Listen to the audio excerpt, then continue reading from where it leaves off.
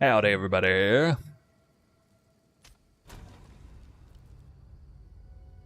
By golly, it's time to come back and do some more high-end mapping. You guys ready for this? We're in that fun time, that fun point in the season. Do the crazy juicing. What's up on YouTube? Crystal Ann, how's it going? You're first today, according to my overlay.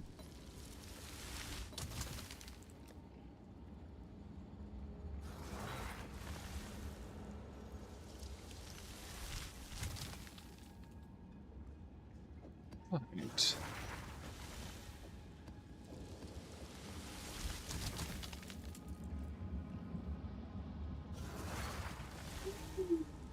Got my dump tabs ready.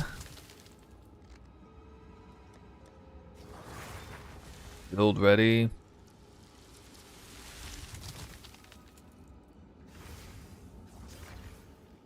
I am doing good. I wish I'd come on a little earlier today, but that's alright. We'll start late. We'll just go into the wee hours of the morning on my end. And it will be a little bit shorter stream than usual, but okay. Come back the next day. Bang out a bunch more maps. Probably be it'll probably take me 3 days to get this undone. We're starting late today. And after work tomorrow evening, so that's how it's gonna be. But I got a YouTube intro to do, so let's get to it. Once again, here we are. What's up, guys? Snoo here. I'm back again. We're gonna do some more high-end super juice farming. My favorite. And the reason we're going to do this is because I did it a little bit ago, micromanaging 100 maps, trying to be really intelligent about the precursor map types that I was using for travel maps, for citadel maps, for tower maps, and then trying to, micromanage the water maps and not water maps. And I'm going to still do some of that today, but we're throwing a lot of that out the window. We're just going to go all in Overrun. Overrun by Abyss maps all the way down the line. I'm talking about maps like these, waystones like these. Every single waystone, or in case it's already preloaded on the map, will be overrun by Abyss. That is the special theme today. I had so much fun doing the 100 maps last time. I said at the end of that video I wanted to do it again, so here we are right back at it, doing it once again. Now, today's farm is going to look very similar to last one, so I'm still going to go over the setup. Going to do the atlas, show you the atlas, and we'll get to the investment cost, and we'll kick it off with the first map just like we usually do. So the setup here is once again going to be precursors, very similarly rolled as last time, with number of rare monsters. I mentioned this in last video at some point, that rare monsters are where the loot is, so kind of got to target them. It's either that or uniques, and you can scale rare monsters up in terms of their quantity a lot harder than you can scale up unique monsters for the most part. So the reason we're running all increased number of rares on here is because it's paired with rarity waystones. It's a heck of a lot easier to roll pure rarity waystone than it is pure rare monster waystones, and for that reason getting the Abyss Overrun is going to be a lot easier on pure rarity waystones with the Omen. And that's the combination. I really like this combo. Tested it out many different ways. Still going to use the exact same distillations, which is 1 isolation, 2 fear. I like that combo because for one thing, I'm afraid it's not getting credit for that 111% chance to spawn an additional modifier on rare that fear opens up on the map with. I think that extra 11% might be wasted, and it's kind of a nice middle ground. I tested some 150% deli maps as well, but I didn't really see any major benefits there except on cleansed maps. I think on cleansed maps it might technically be better. That's probably about it. So that's the precursors. Oh yeah, chance to spawn 3 additional breaches. The best chance to spawn an additional breach is good too. But basically these are best precursors, not perfectly rolled because we're not trying to absolutely cripple the bank in terms of the investment, which we'll get into soon. But yeah, the precursors were actually self-rolled, divined myself. The market, for whatever reason, is kind of screwy right now, and it's best to take old, dusty precursors off the shelf, which at least up to this point have been available very cheaply, and divine them yourself either for profit or to run them yourself at 17 or 18 uses, not 10.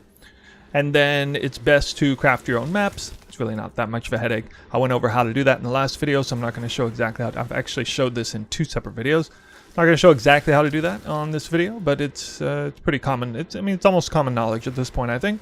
And we'll have some grand projects that will be used, probably not all of these, certainly not all of these, but just on the tower maps to open it up so I can be more selective about which layouts I run and spend less time traveling and more time juicing. Might need to run this precursor at some point as well. So these other dump tabs will stay wide open. As far as the Atlas is concerned,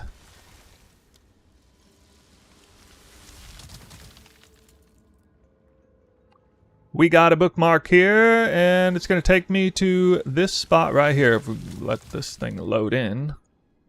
Yes. All right. I got a couple towers online that are feeding into this foggy area here, and this is kind of where I'm going to travel, somewhere in this fog. There's actually a lot of corrupted zones here, and so this is going to be nice. This is a slight deviation from what I did last time, is I'm putting a little more emphasis on target farming corrupted zone. Happens to be a lot of water here too, which should serve me well. But yeah, I'm just going to basically open these up with Grand Project, and I'll be able to go straight to this blooming field, open it up, and then target farm whichever ones are decent layouts, not with increased gold drops, stuff like that.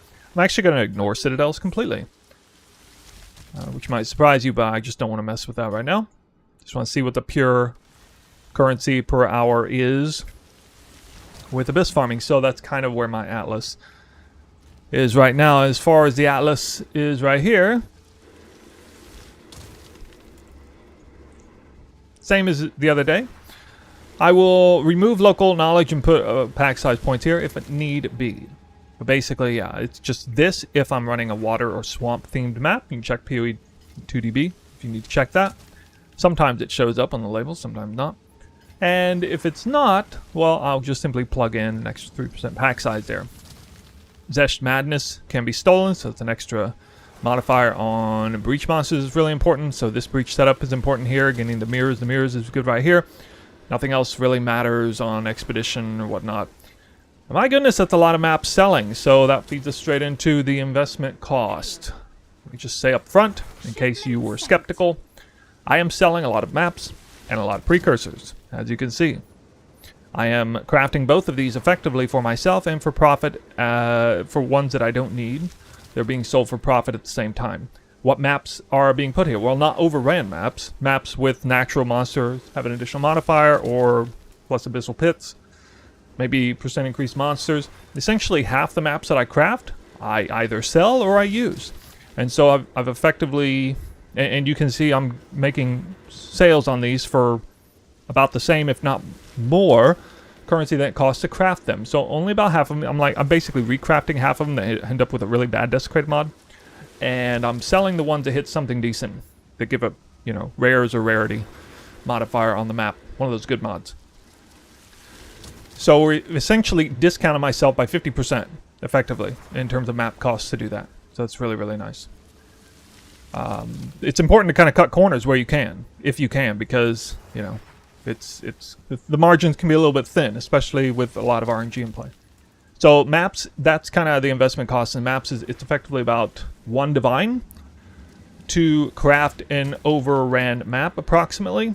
On average, it looks like it's actually about 12%. I said 10% last time. I think it's actually about 12%. Start asking around a little bit more on that and checking for myself.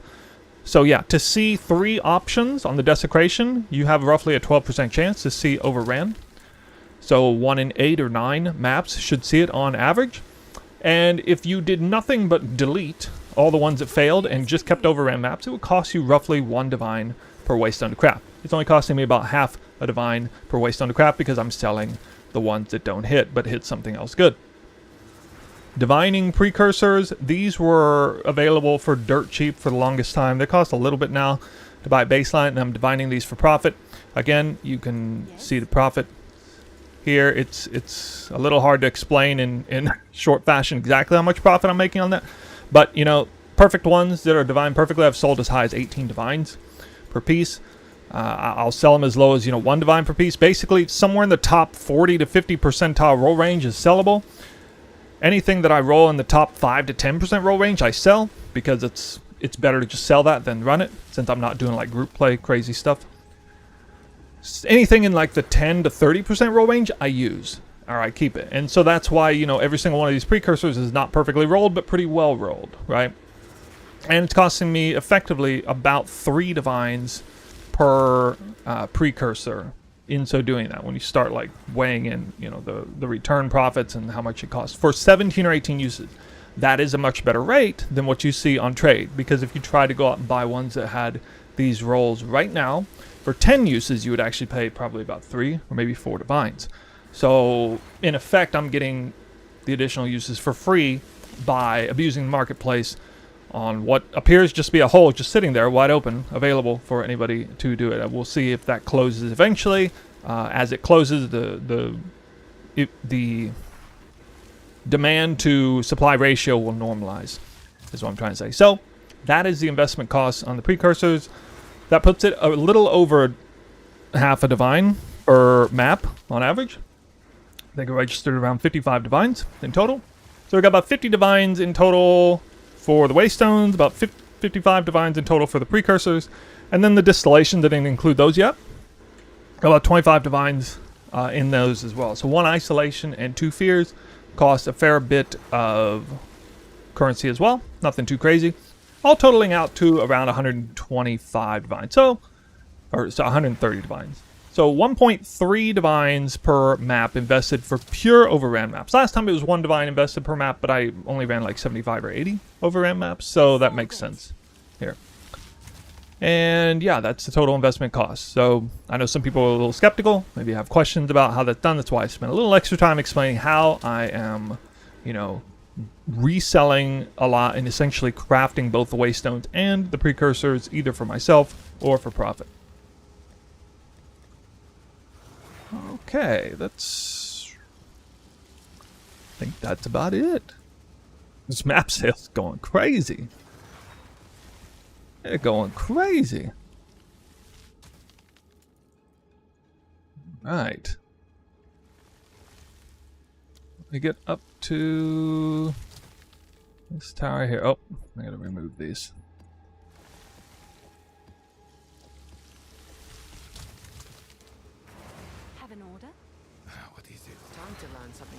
Bluff is not.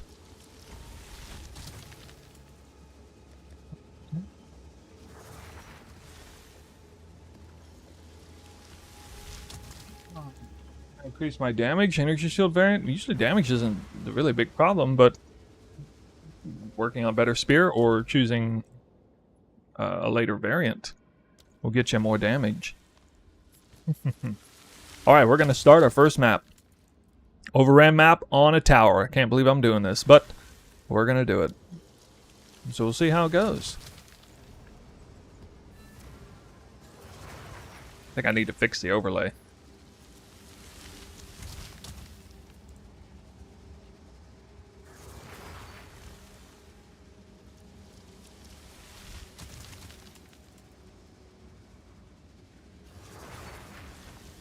Wacky Bruce, try WASD mode if you're not already using it. That could be the solution to your problems.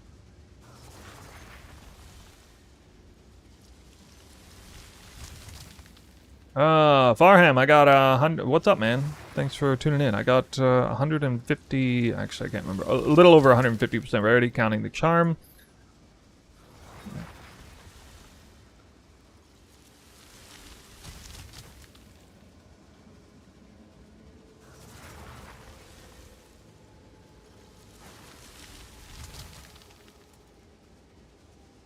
Well, I guess you got to see the results from the last batch of 100 maps. I was able to drop 1 full divine per map, and we are going to be concerning ourselves with mirrors and locks this time.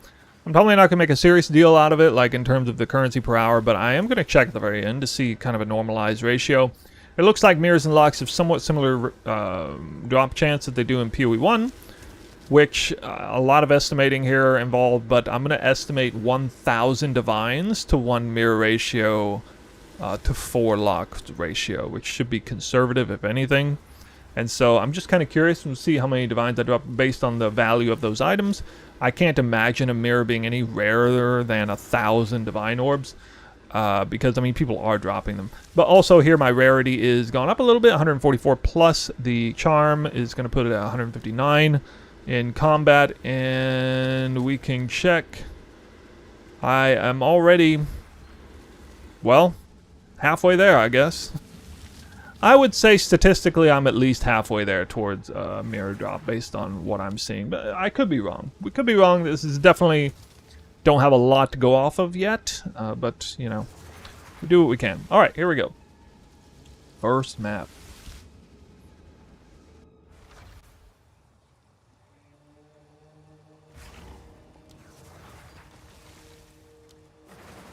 We checked to see if we proc the precursors. Did not.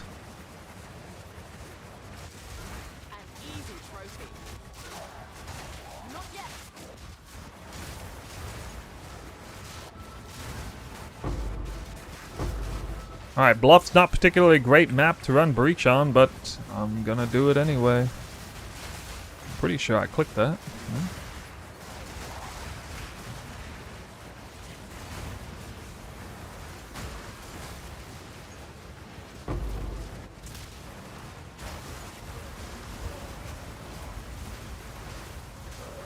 How does a mirror drop work? Well, it's extraordinarily rare. We have some numbers to go off by in PoE 1, and so kind of estimating those drop rates to be similar. We can't use Sacred Orb ratio drops, but we kind of look at Divine Orb ratios. I don't know the exact Divine to Mirror ratio in PoE 1, but it's something like I've heard 1 to 600, I've heard 1 to 800, I've heard 1 to 1,000, 1 to 1,200. I can't imagine it's much worse than 1 to 1,000. We do know pretty well that locks are about 4 times more common than mirrors in PoE 1. It's probably the case in PoE 2 as well.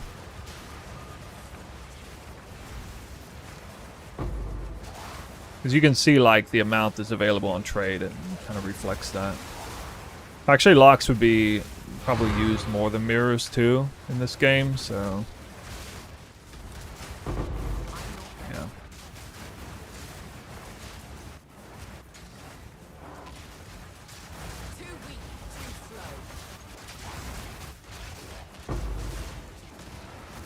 Oh, I forgot to use the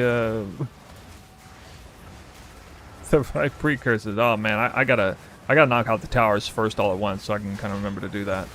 Whoops. Okay, yeah, I'm supposed to use Grand Project to clear out everything. It's actually really important that I do that, and I didn't do that on the very first map. That's a little bit of a problem. Not sure if I have another tower nearby to kind of help make up for that. I might not. Oh dear, I did, but I don't, so... Yeah, that's a little bit of a problem. I do have this one, though. I can do...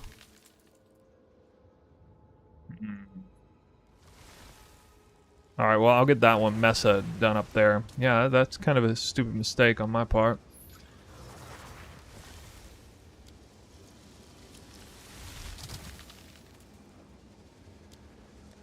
Anyway, first map's done. We'll see some highlights. I don't know how good they'll be yet, but you'll see them like you always do.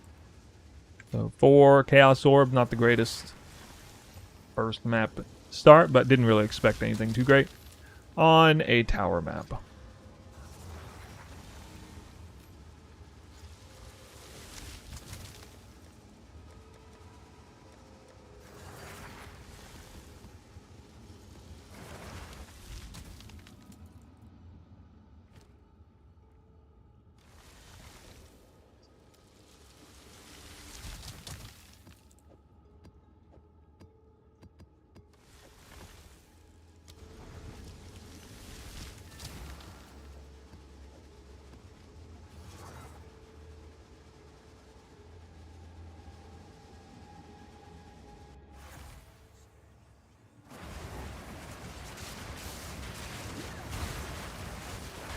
That's so weird, WAC. Yeah, for some reason... Oh, first Divine Orb. WASD mode is required for Whirling Slash to work smoothly, regardless of where your mouse cursor is. I don't know why it's set up that way, but it's something to do with the fact that mouse click to move allows you to actually move and not attack when your mouse cursor is not far away. It's kind of weird with that. It's just I consider it something of a workaround.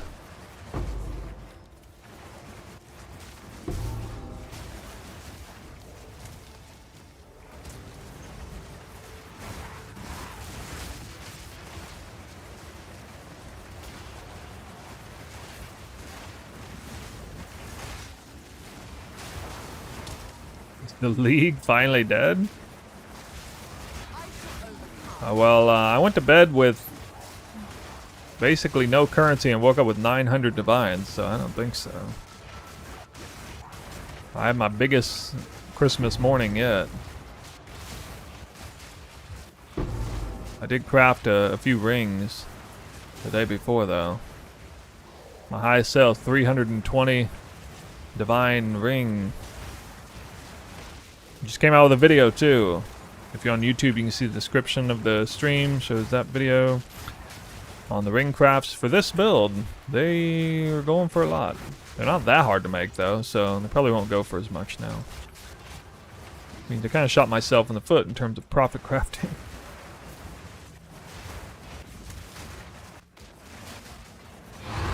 Mesa is actually one of the better maps for an Overrun breach as far as tower maps are concerned. Yeah, I sold for 300, dude. I showed it at the very end. Look at the last 5 seconds of the video. It's sold within an hour. It sold while I was in the middle of rendering the video, and I actually stopped the video mid-rend to add that in to the end. Just for fun. Because it sold like as I was rendering it. I was like, I gotta include that. That's too crazy.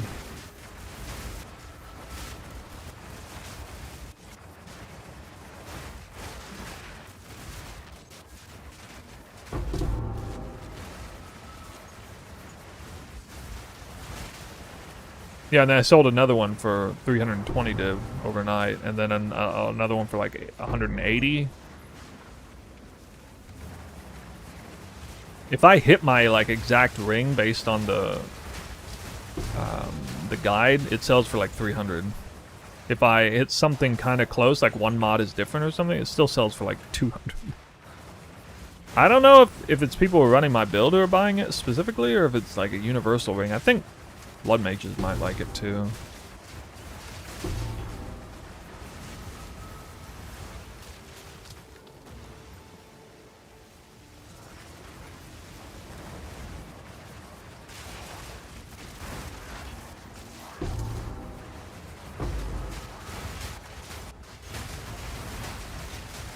It is actually a pretty hard ring to hit, like all 6 mods.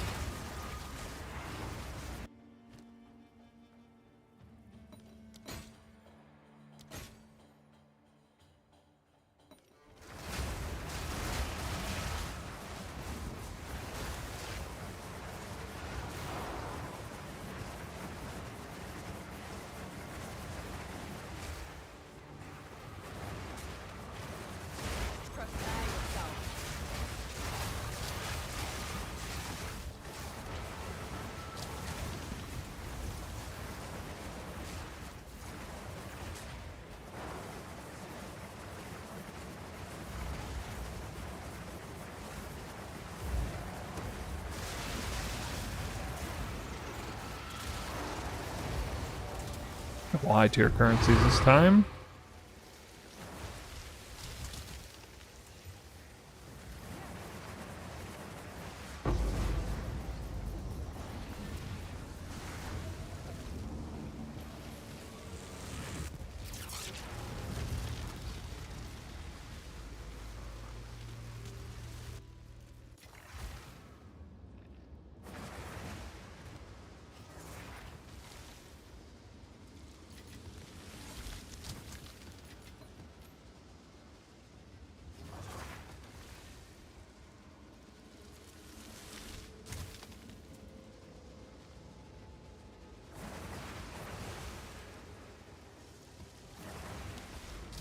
I think if League starting 3.27.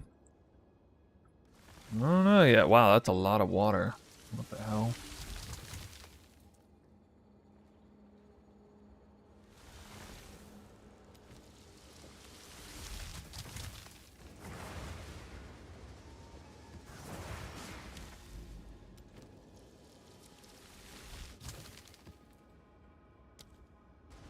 I tried juicing strat overrun isolation. Just dropped the 5% movement speed.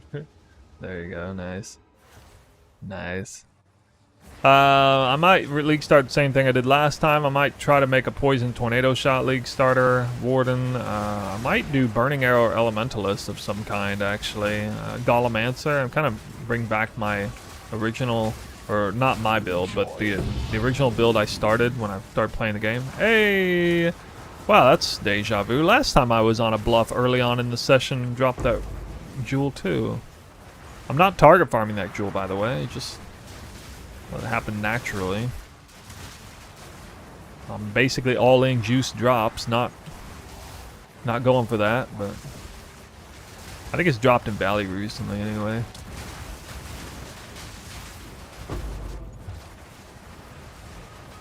Yeah, another reason why I wanted to do this strat is because my jackpot drops were miserably awful last time. This particular jewel in 100 maps was the only remotely outlier value loot that I dropped.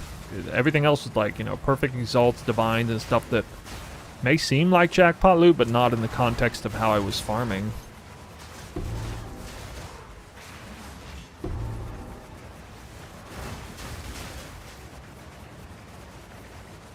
So we need to correct that, because that was kind of bizarre results, in my opinion.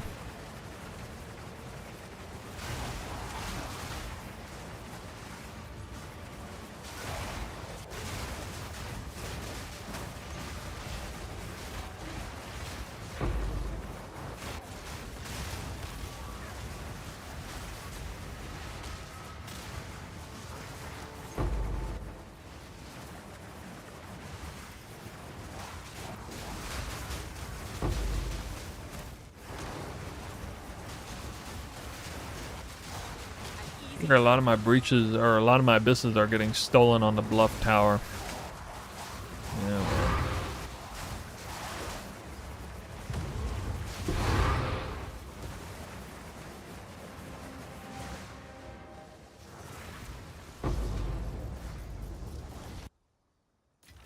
I use it a few times per map. I use it on the fracturing mirrors especially because those mobs aren't dying instantly. I gotta run into them. I use it on breaches a little bit. I use it if I'm stuck, maybe. I use it in a variety of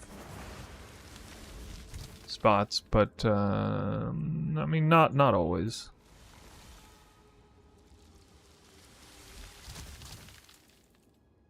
I think what I'll do is I'll open up this tower here. I can at least do that. We got another tower here. That's nice.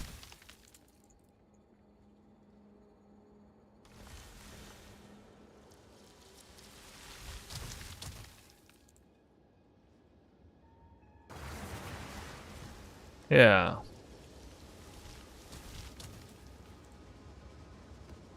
Speak. Got the sand spit. Think a couple water maps in play next. Where was I? Where was I? What the hell? I'm lost.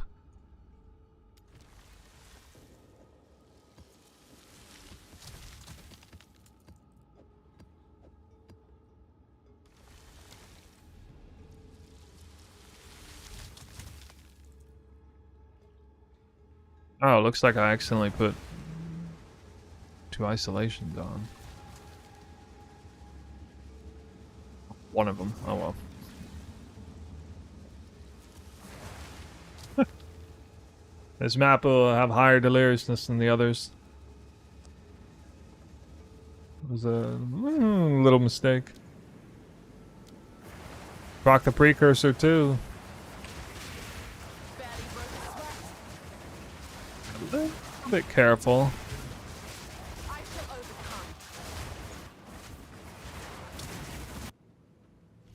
Oh yeah, I forgot I gotta do highlights.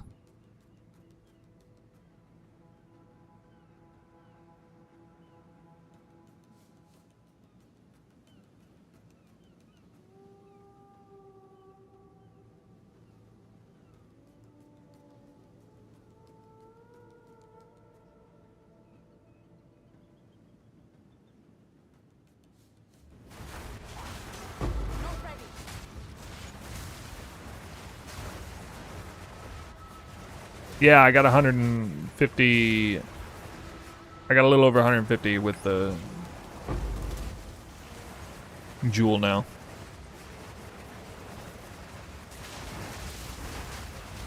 It's like 154, 159, I can't remember.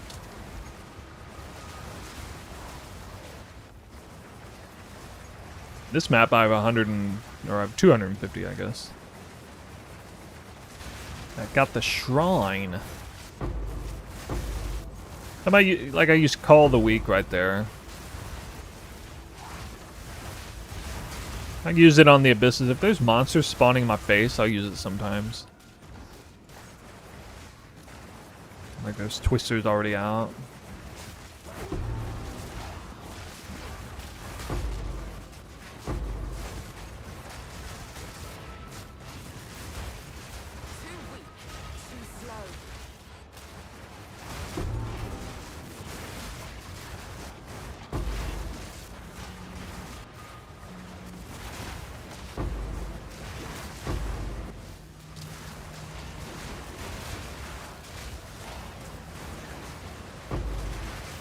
Ooh, Mofo, thanks for the sub. Why is there no notification going off? What? I have chat on. Nice. There we go.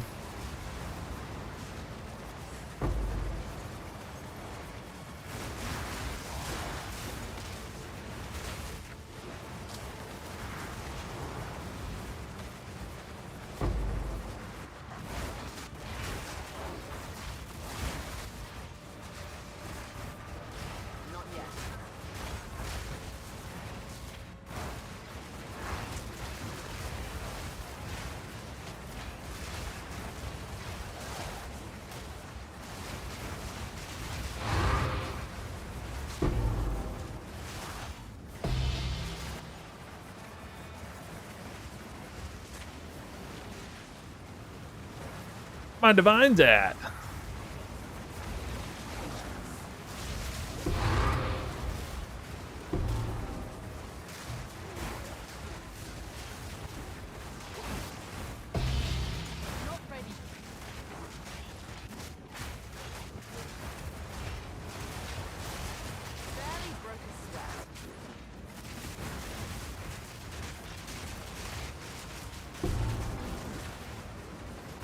It's slowing down a little.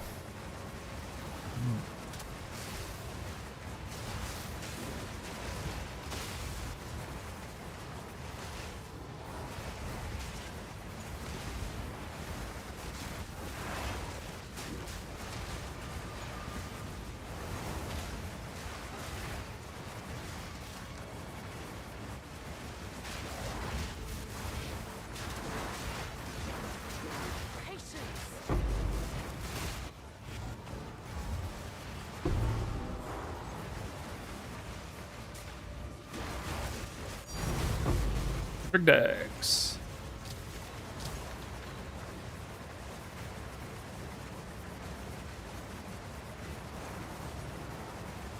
Thanks for the crafting guide released earlier. Yeah, you're welcome. What are you gonna craft? What big items are you gonna do?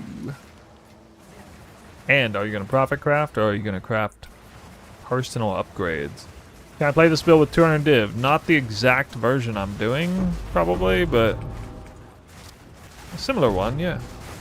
I got multiple variants. You can go for an energy shield variant, maybe with the surround tech.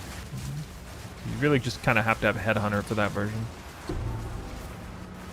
This one is more glassy to have it set up. I mean, I'm not glassy anymore because of how I'm playing it. I'm actually going to level from 98 to 99 pretty smoothly. But it took a lot to get to a place where this actually felt safe, even on like 150% deli and stuff. And a lot of it is just obscene amounts of damage. Stealing headhunter buffs and that kind of stuff.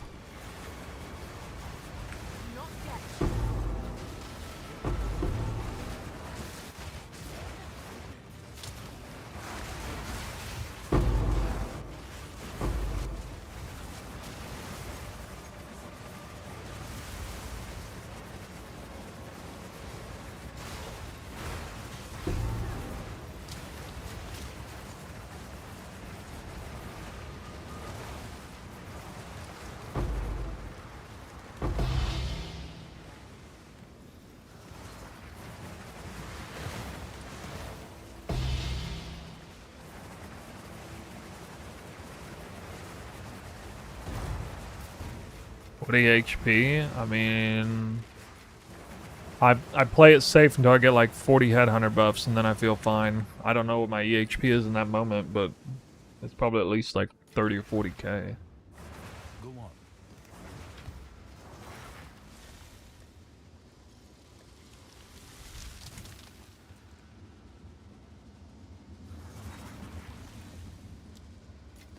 $16 Chaos Orbs? The fact that I didn't drop a Divine is criminal. 16 Chaos Orbs.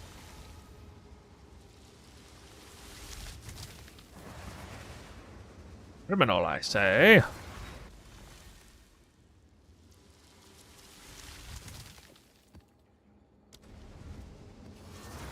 Rupture is a great map for Overrun. Oh yeah, I like it. It's one of the best. Wetlands, Rupture, Caldera, Sandspit. They're some of the best. Rugosa's not all that good, to be honest, but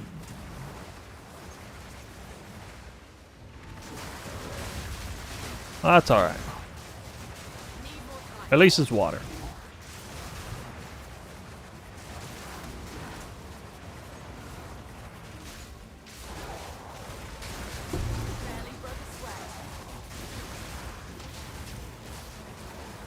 You have increased rares again.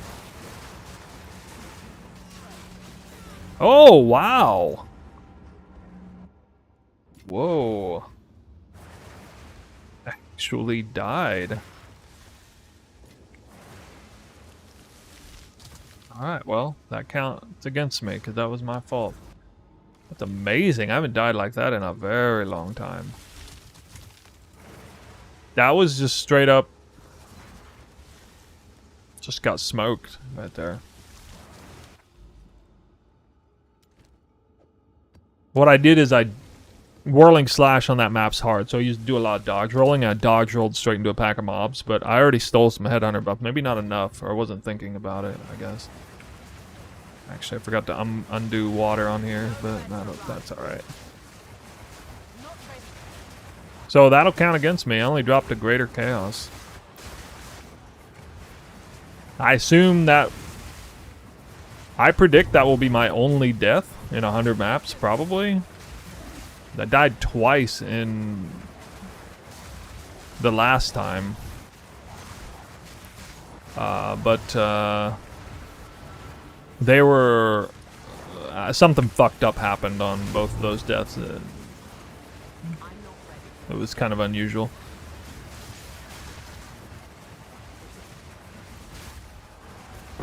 Keep me on my toes, I guess.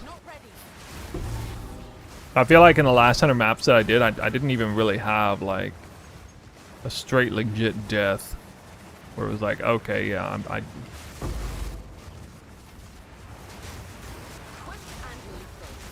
but that was a legit death right there. Dodge rolled into a pack of deli mobs and then got stun locked.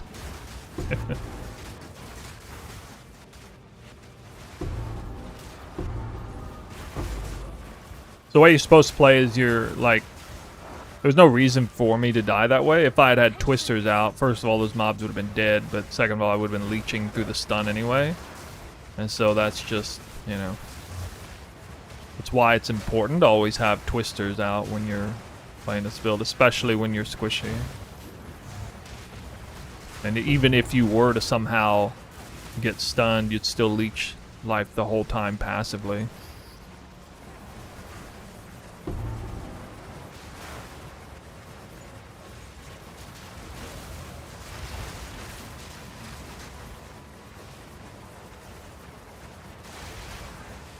This penitentiary is not that bad of a map.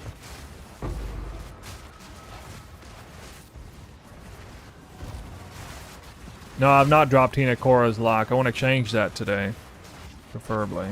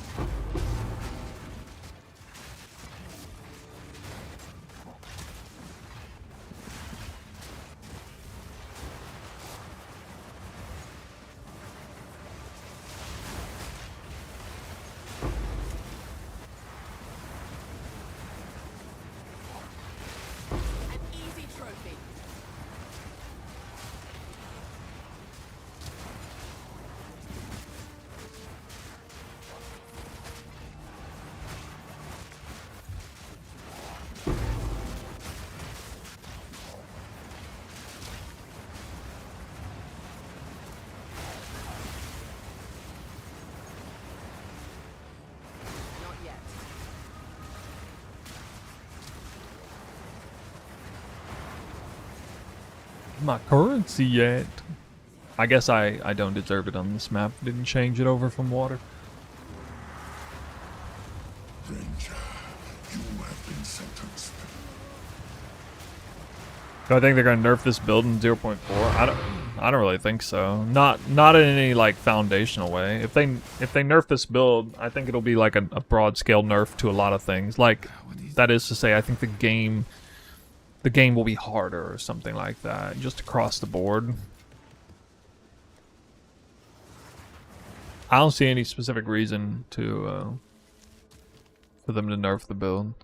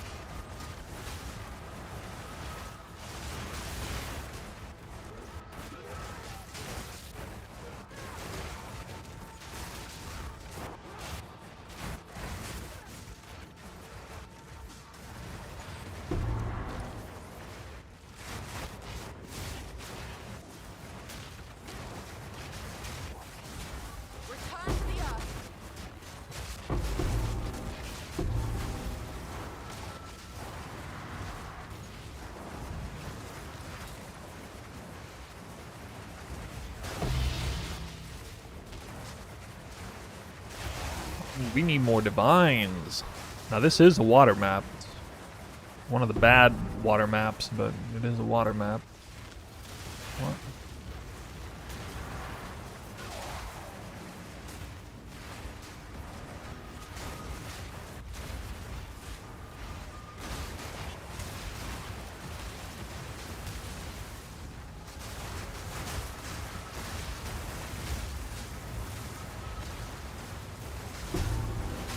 You can use Call of the Week. Monsters are spawning in from a breach.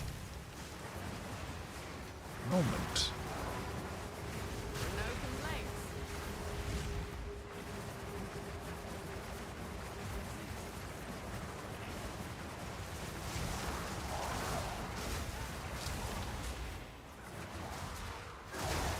Or like right there.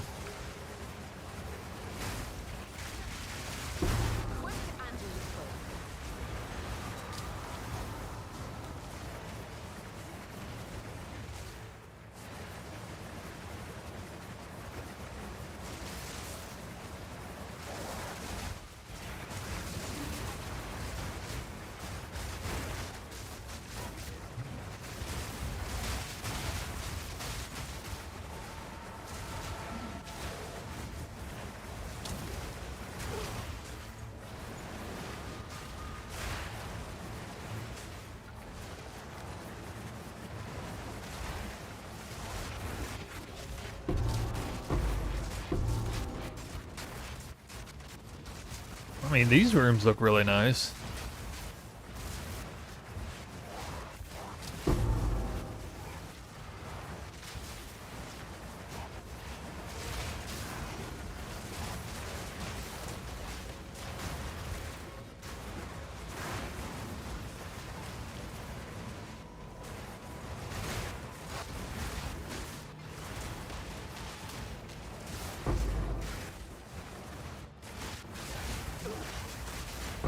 Face me.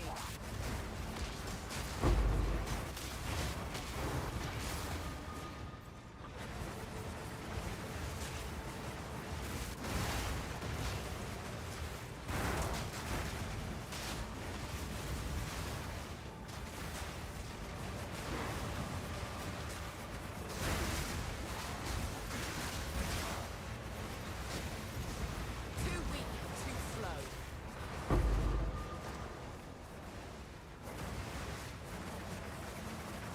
A challenger! Come. Okay. Yama sees you. You Not a terrible map. But... I have to get myself onto some confluence maps, maybe. run.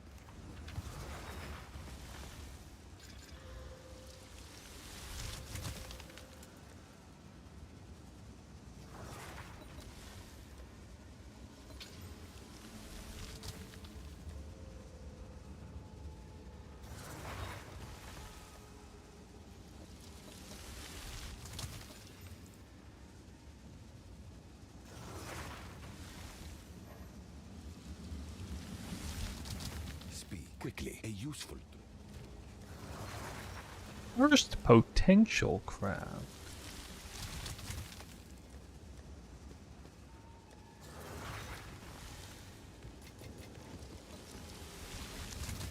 Wait, why did I do that? Yeah.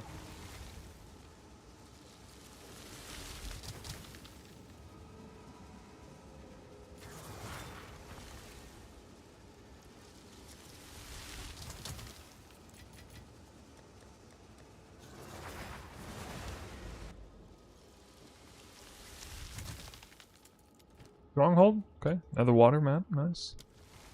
Man, leapfrogging water here. Makes sense.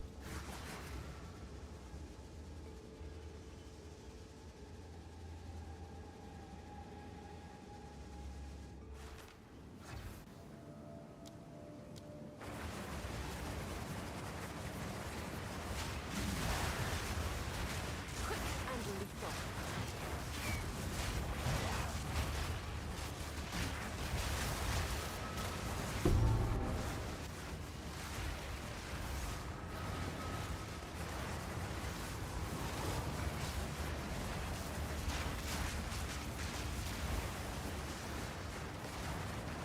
Not ready.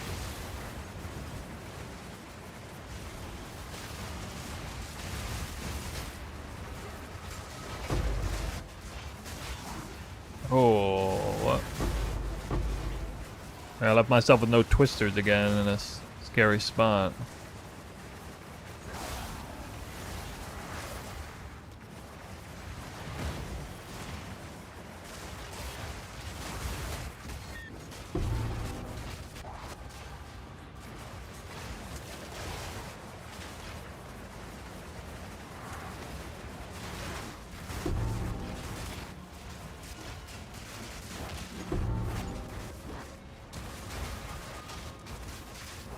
Opening my inventory, huh?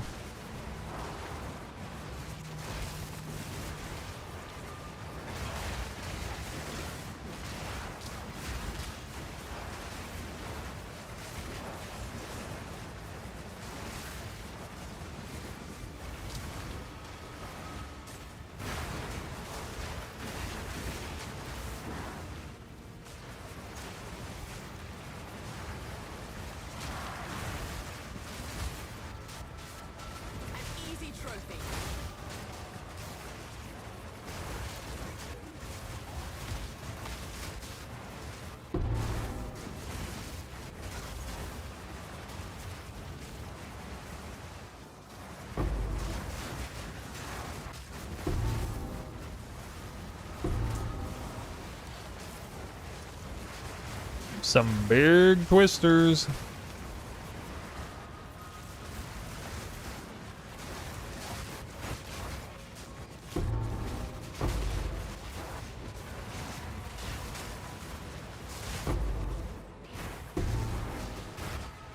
In my sights. Divine in an hour.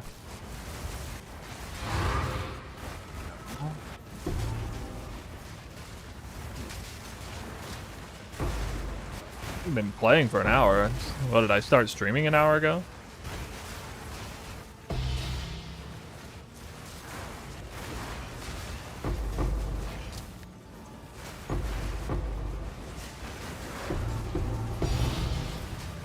Perfect Chaos Orb. I didn't even drop that in 100 maps last time. It's a really rare one. No, I am super unlucky on Divine Orbs at this exact moment, for sure. Yeah. But, that's how it goes sometimes. Play catch-up. For sure.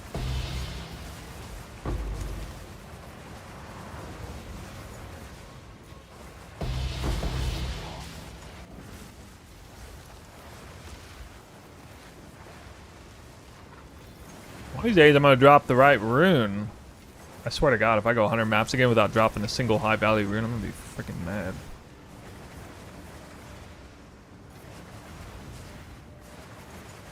But they may not even be worth that much anymore.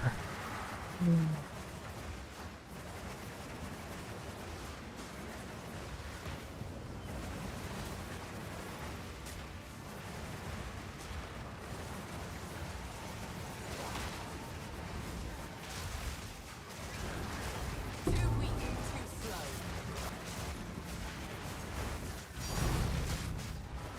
slow. Hey.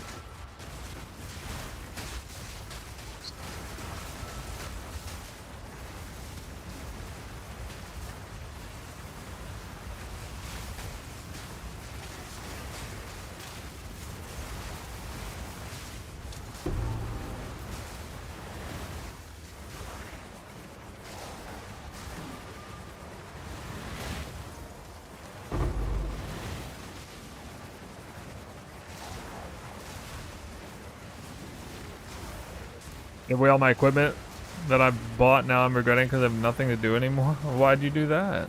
You thought you were done?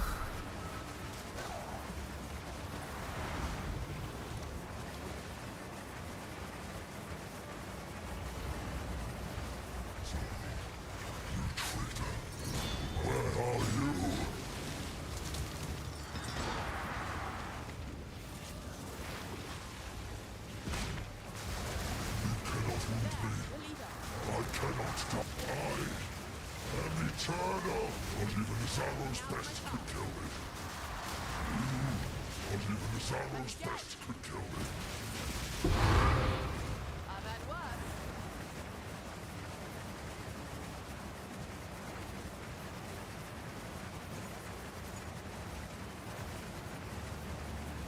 I am literally the Wind Master, says Rum Campo. I'll take that. Wind Messiah.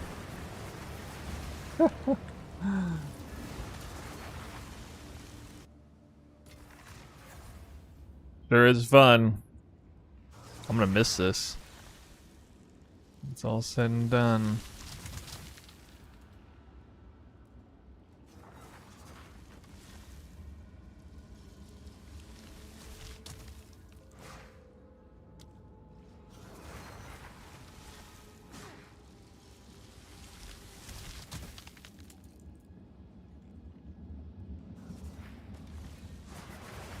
Go on.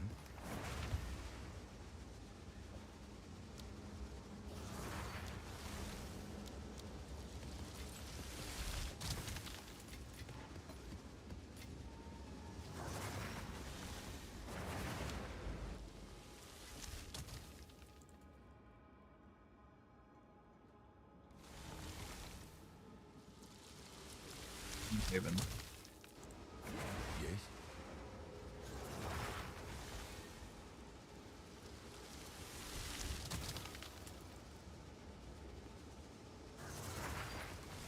I didn't do lightning. I did elemental hit of the spectrum. Maybe is what you mean. I might start that. I don't know. I might do. I'll probably either do like burning arrow elementalist, poison tornado shot, or elemental hit of the spectrum again. I'm not exactly sure. So part of it will depend on the patch notes, of course.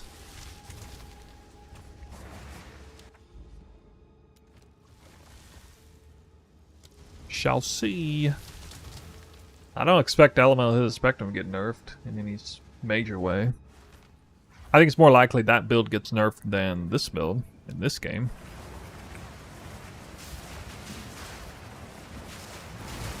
Barely broke a sweat.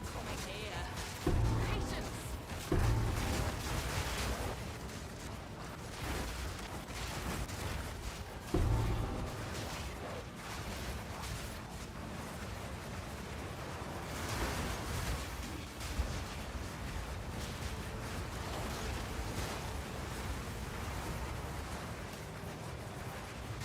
Need more time. I've procced the precursor several times already. Actually quite lucky on that.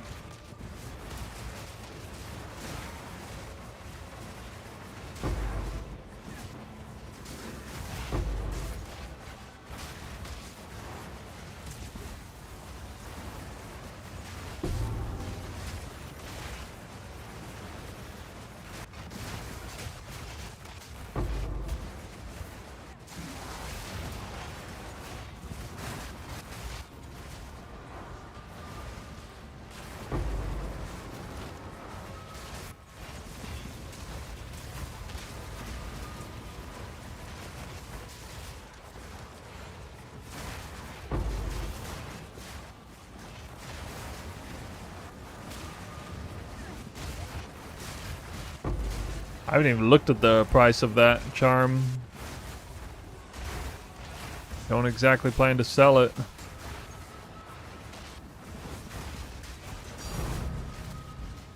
Make that 2 divines. No.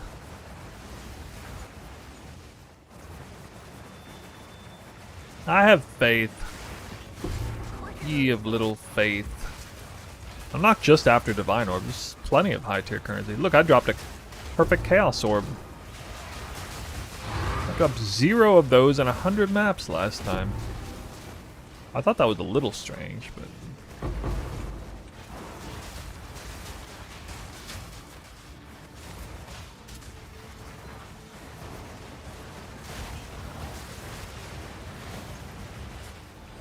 Oh, what a terrible breach spot.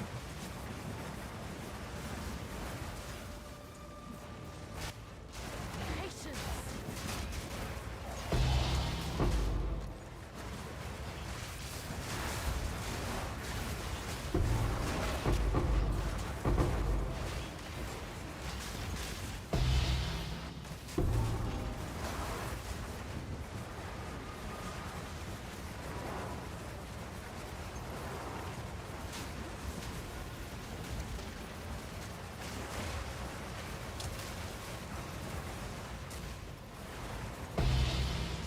Slightly rare, yeah.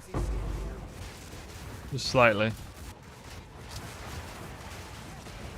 Sure wasn't talking about locks. Maybe he was talking about locks and mirrors. Not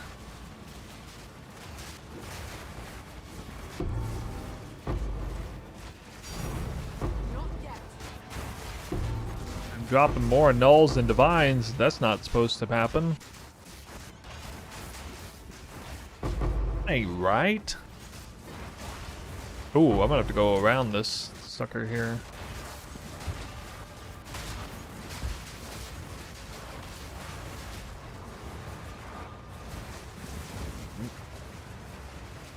Kind of fun.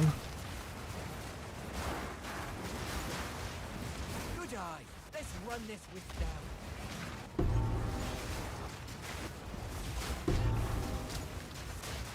Not ready.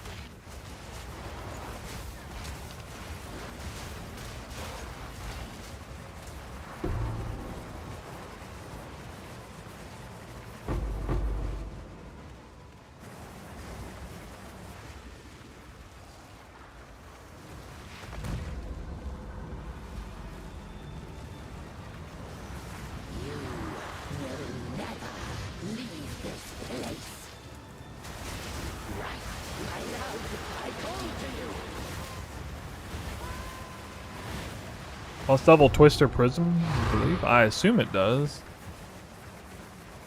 Too weak, too slow.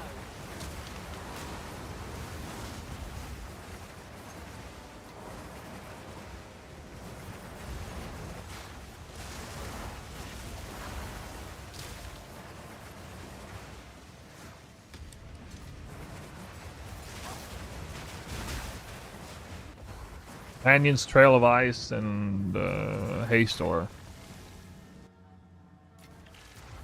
Trail of Ice is the mandatory one. Trail of Ice and Haystor. Haystor is Go on. good to get if you can.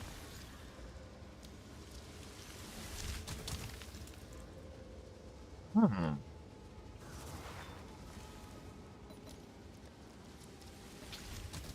Oh God, it's so bad.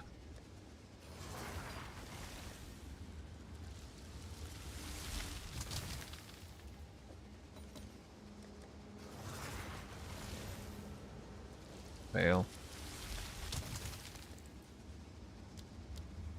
So good, then it was so bad.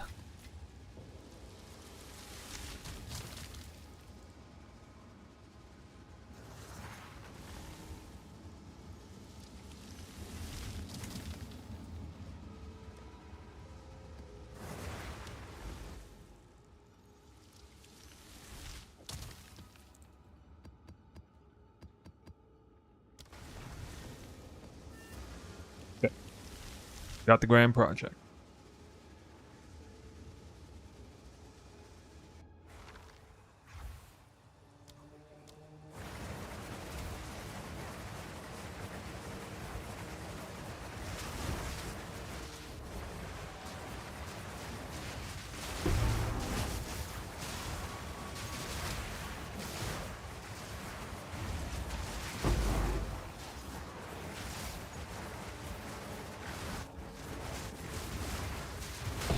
Easy trophy.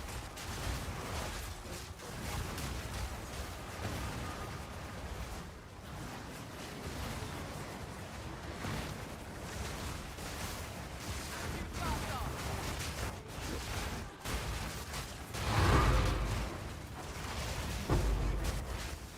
Perfect, Regal. Alright, can you give me a divine or two on a bluff map so I can feel better about running expensive maps on tower maps? Great.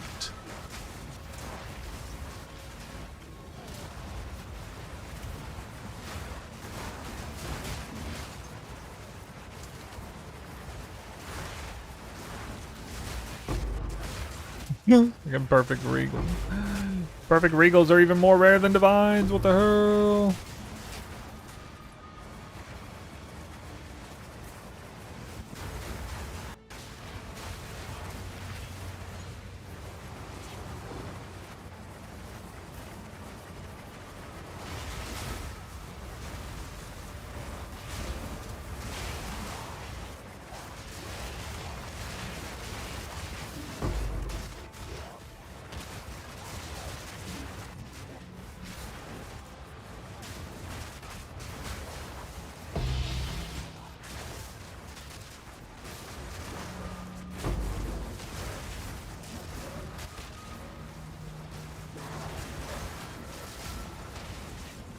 Okay, if I send you exceptional spear crafted, you can in the Discord. Barely broke a sweat. Crazy thing happened to me today. I woke up with 940 divines, and I decided that was probably enough for me to start my own little mirror spearcraft. 2 hours later, I was broke, and I didn't even have a base. You believe that?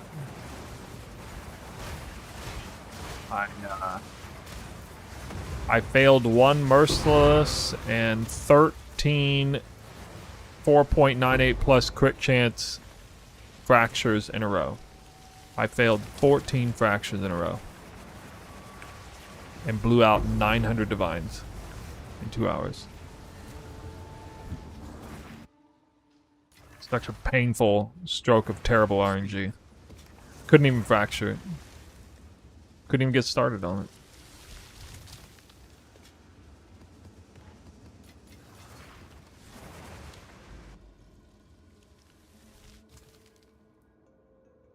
Yeah, see, I wouldn't settle for that. I blew, you know, 50 to 100 divines each attempt for those super high roll ranges on the fracture and just never failed the fracture every time. Oh. Oh, here we go. It's an interesting one. Big Springs. Go with this.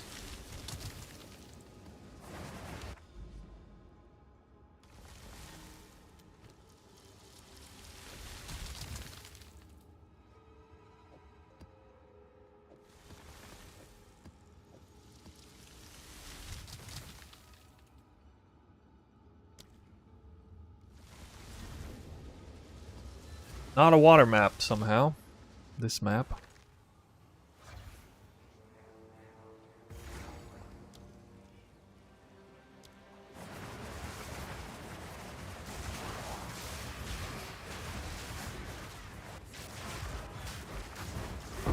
Really? Take that much damage? It's curious.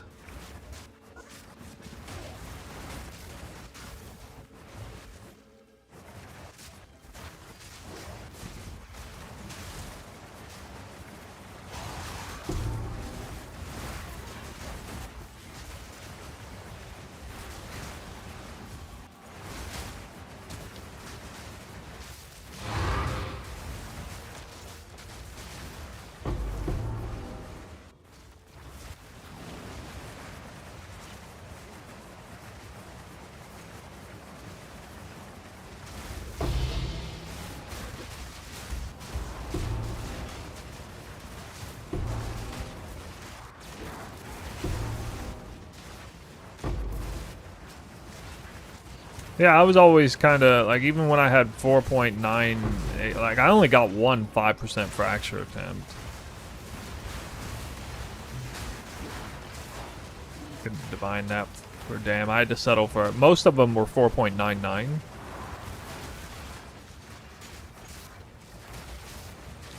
Which is fine, but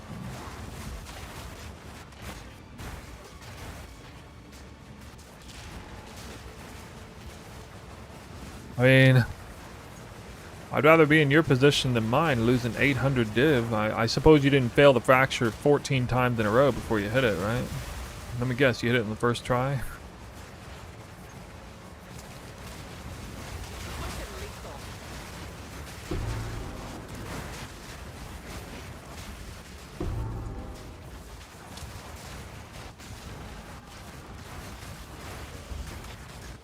I've hit a lot of fractures on the first try, but this is the one that costs the most, so it's highest stakes and failing miserably there.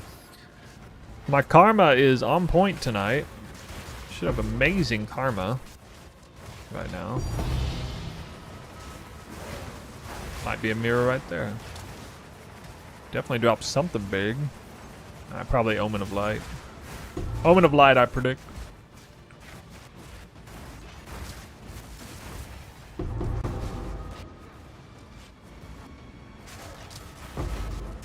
Wait, what?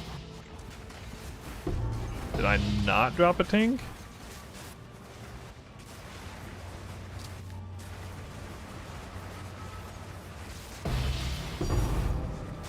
It's a tink.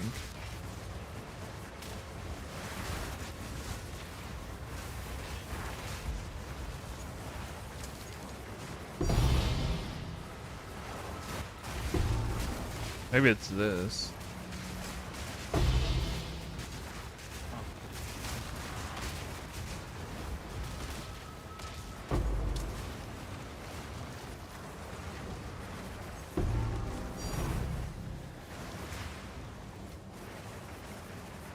But that right there is one of the reasons why I run Overrun every time.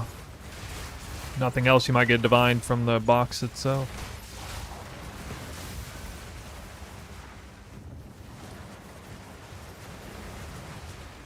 I think Twister's calculated on the snapshot, I'm pretty sure, at the moment of casting.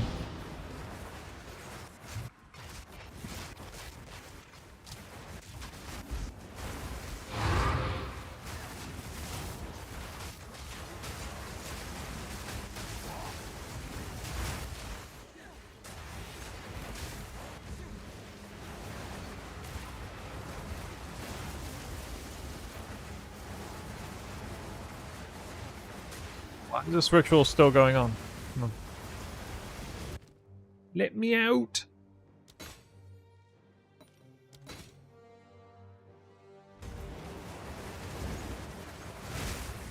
Too weak, too slow.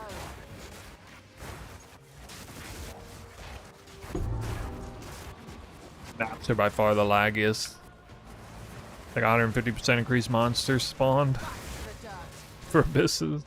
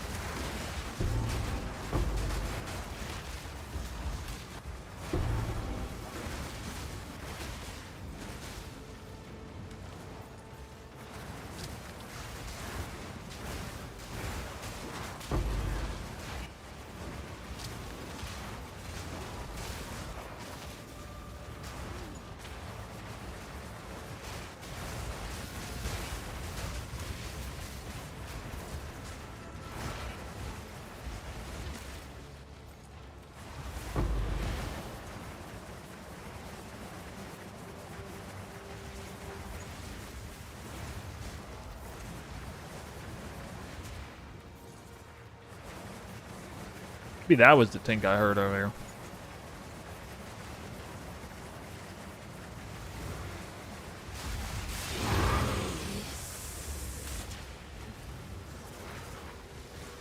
That map pumped. Annulment 2 div. How many? 6 chaos. 5 sinestral necromancy.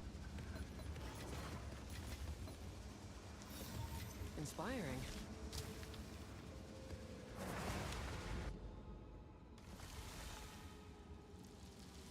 Oh, wow. Way here.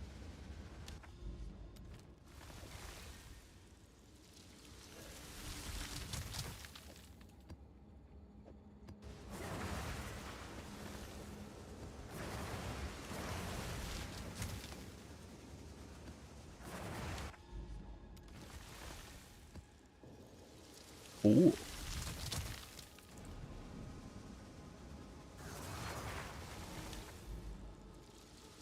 Oh, right. I got it. Okay. Yeah, duh. Overran tower. That's crazy.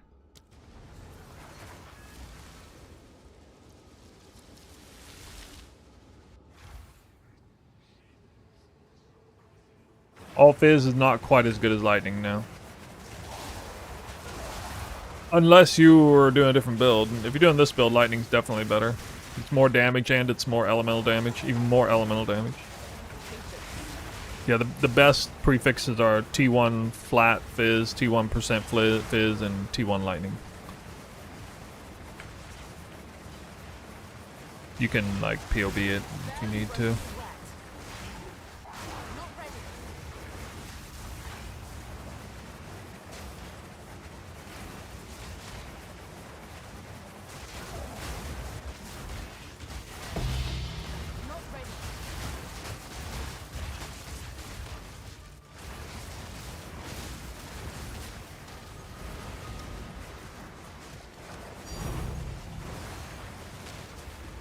Alright. Box Divine. It'd be interesting to know how many Divine Orbs drop from boxes. Oh my god, it just occurred to me. In PoE 2, we're back to boxes. I never stopped. Always boxes. No complaints. The only thing we ever farm, guys.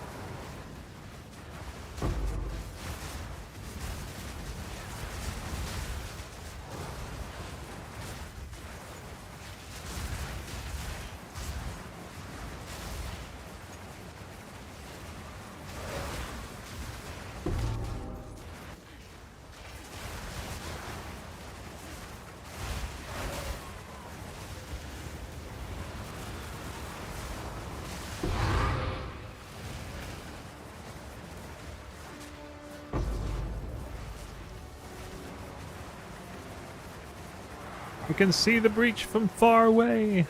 Too weak, too slow.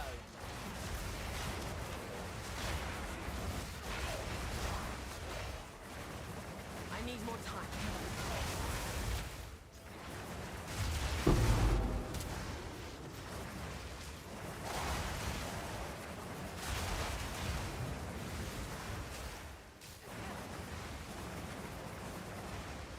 Wait, this has only had 3 pits so far. How is that possible? I mean, it can spawn them in any one of these spots. I don't know why it didn't spawn the pits. I mean, I can't even help it here. This map was overran automatically. It had 4 pits as an overran abyss map.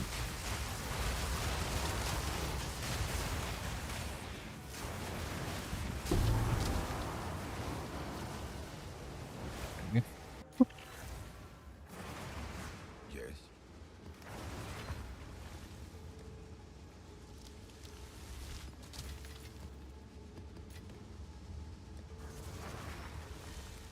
At least I got a divine though.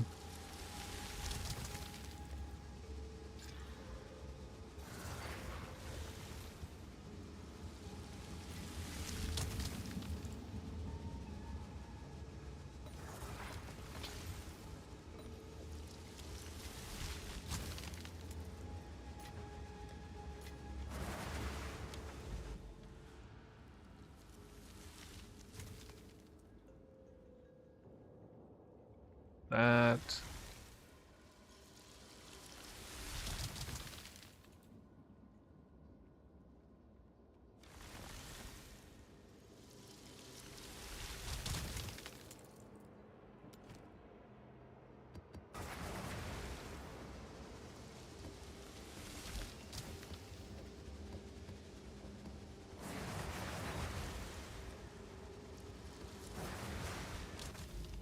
I gotta say the average map layout is a lot better this time around.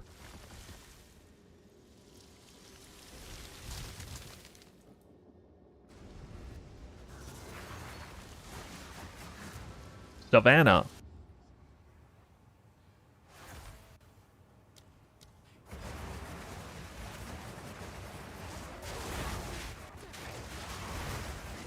Need more time.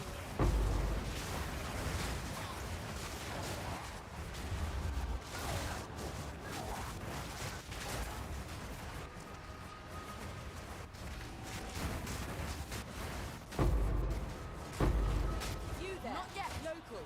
Come here.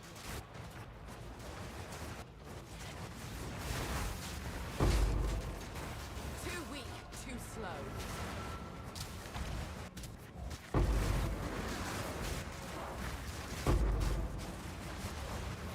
I need more time. Nice. Not just a 1 breach Savannah map.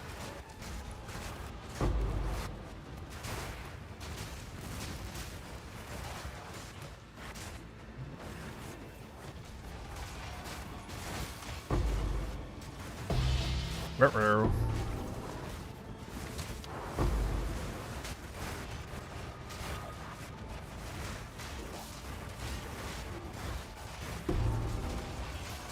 Need more time.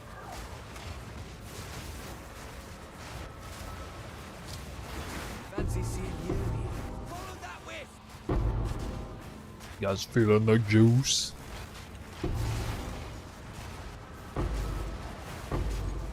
Need more time.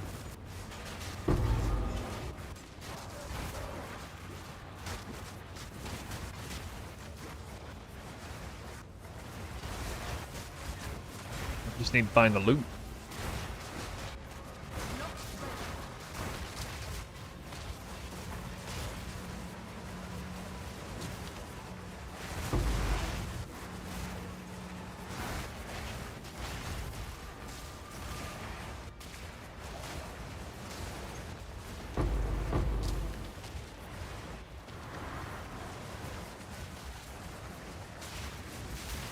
And lethal. It's actually really annoying Savannah with tons of obstructions in the map. Pretty unusual. There's like all kinds of walls in this Savannah map.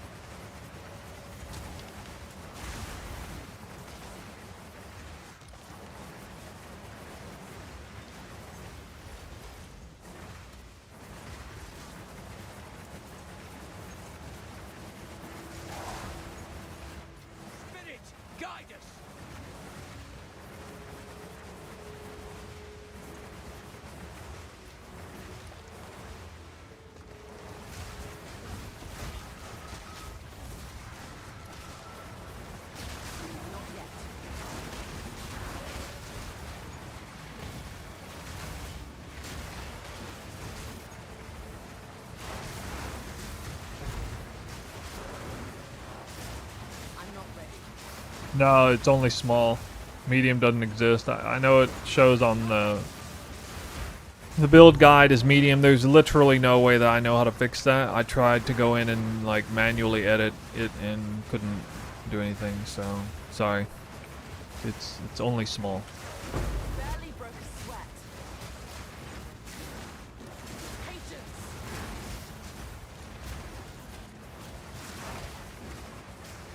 One abyss map? If you tried to craft an abyss map, it would cost about 1 divine, but you can.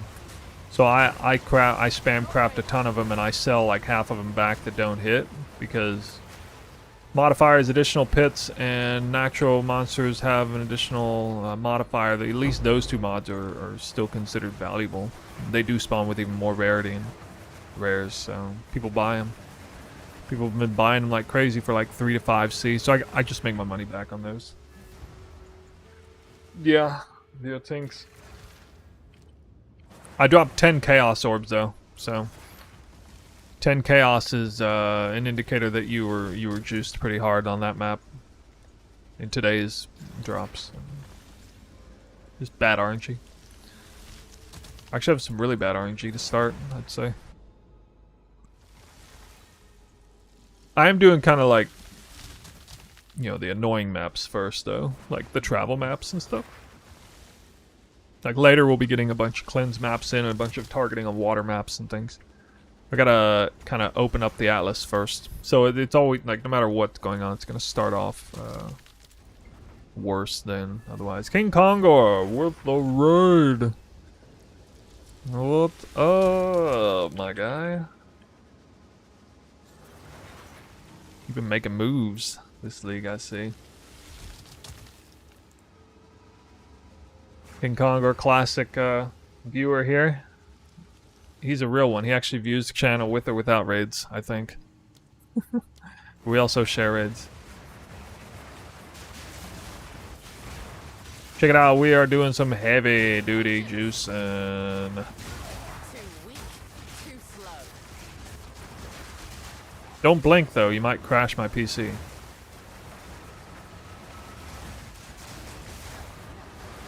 Town ain't big enough. Early in to finally get the snoo raid. Yeah. I am streaming really late today too. That's alright. I'm not about to leave, so gotta stick around for a while. I am okay, I'm doing something that people don't normally do in this game. I'm hunting locks and mirrors, basically. Nothing but overran abyss maps, breach spamming, even on like maps that I shouldn't do that on. I'm doing it on like tower maps and things. Non-water maps. Only the juiciest of juice. What do you guys think the mirror drop rate is? Is it something like 1,000 divines in 1 mirror? That might be one right there. Just some garbage. More garbage. So much garbage currency. Low value tinks. That's garbage, man. I'm after the big currencies. The really big one. Quadzilla, thanks for the sub.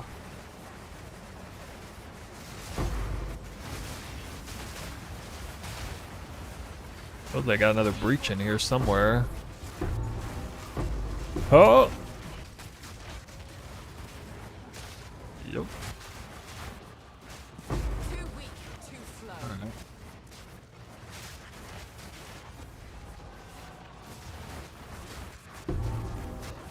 Need more time.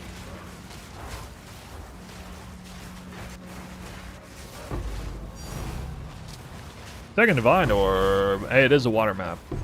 Backwash is actually like an A tier map. It's a sneaky A tier map. People don't really think of this map being good, but it actually is, since it's water. It's got these annoying islands, but they are very small. And so the amount of open space you have is actually pretty respectable. As far as like breaches and abyss go.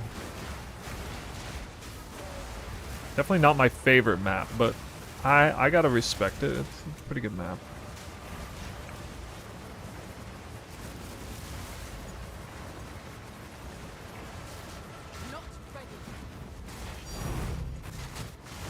Another one. Omen of Light. Alright, first one of those for the day. Yeah, I'm toggling local knowledge. I'm gonna run all the waters and non-waters at once, but right now I gotta travel. Because I don't just, you know, prep the Atlas in advance. I actually run the Atlas into the fog, so it's kind of a blind run. So the first 20 maps or so are the most annoying because I'm basically chasing the towers to open up the Atlas. And, you know, if it's a water map, okay, toggle the water on. If it's not, then, yeah. I'm trying to micromanage a little less this time compared to last time.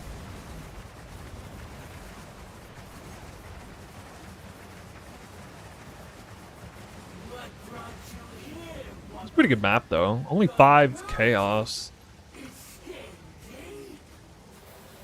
Really good considering I only got 5 chaos.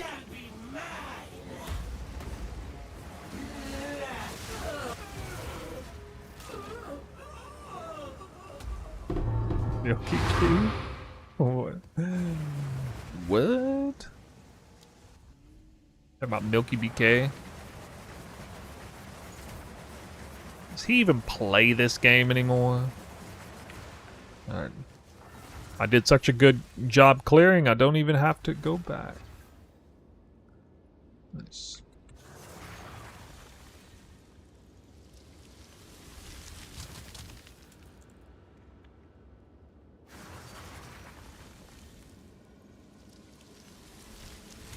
Keep the overlay updated for you guys, so you can kind of get a sense of where we're at RNG-wise.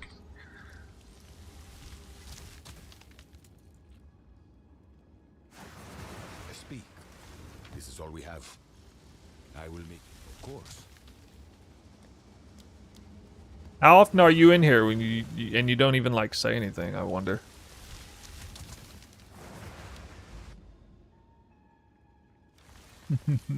Alright, Ravine is not the smartest map to run on these, and it's definitely not water. It's a great map for Whirling Slash, but it's like a linear map, so... It's fun, but it's actually not that good for Juice. It's, well, actually, I think it's pretty good for Abyss, to be honest. Because it's like wide enough and long enough that it should hold all the abyssal pits in here. Most of them. Terrible for Breach, though.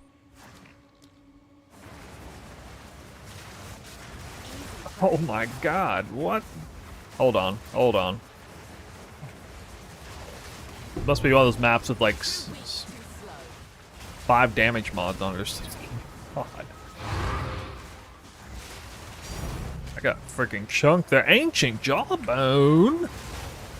Woo! More ting. Alright, well, see, I mean, this is why... This is one of the reasons why you might want to run Overrun on every map, because... Seriously, if I'm not tracking this, I feel like maybe I should. But if I, like, held aside the high tier currencies I'm getting just from the chests, in Overrun maps you could open like 10 to 20 chests.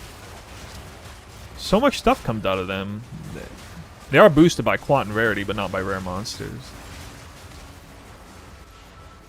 So, I mean, like... You probably get an average of like 1 extra tink per map just from chests. Maybe not quite, but... So, I mean, that alone pays for the... that alone pays for the map. Just that pink.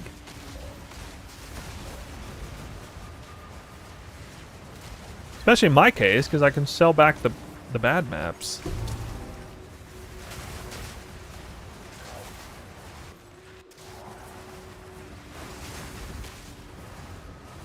We are making a comeback on the RNG train.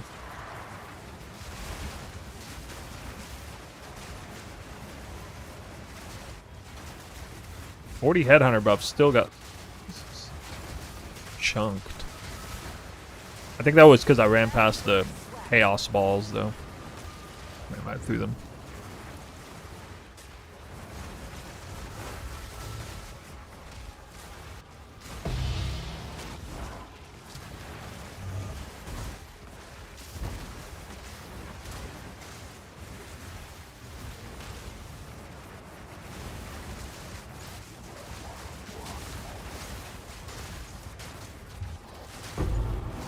Where's the breach? Stop trolling me. I need to find this breach so I can, like, backtrack it properly.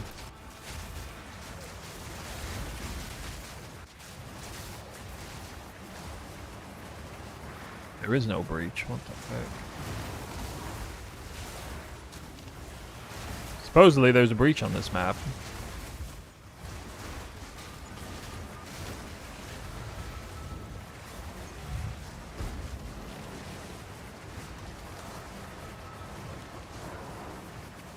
Remember when people used to cry about movement speed? I cry about how movement speed is a dead stat. Nobody pays attention though. Been talking about that since 0.2. People still pretending like it's the most important stat in the game though. I don't know what they're talking about. I get to invest 0 in movement speed and double dip the value of attack speed. I mean, you just make a build with, like, there's like 3 or 4 different skills that allow you to move crazy fast by scaling attack speed, which you already are scaling if you're an attack-based build anyway, like for damage purposes. Combined with weapon swap tech, you take a huge advantage of all of that.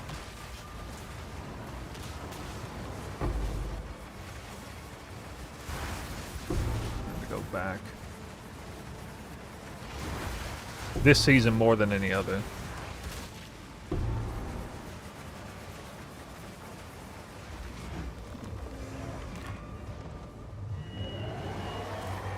Best stat is fun power. Well, then you'd be playing Twister for sure.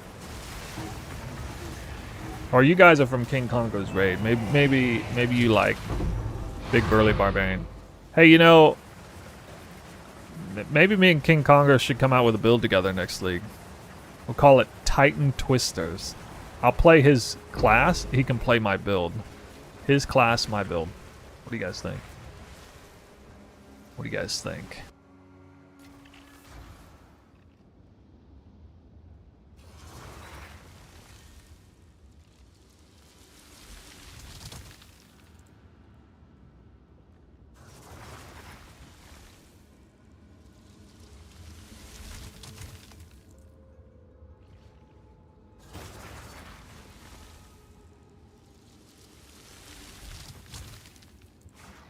What'd I drop? 2 div?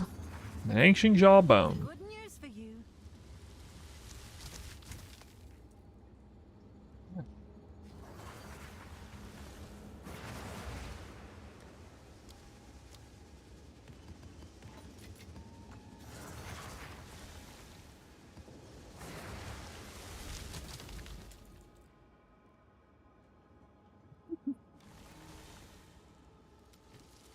Titan going twisters can spawn like extra breakpoint twisters and long lasting, so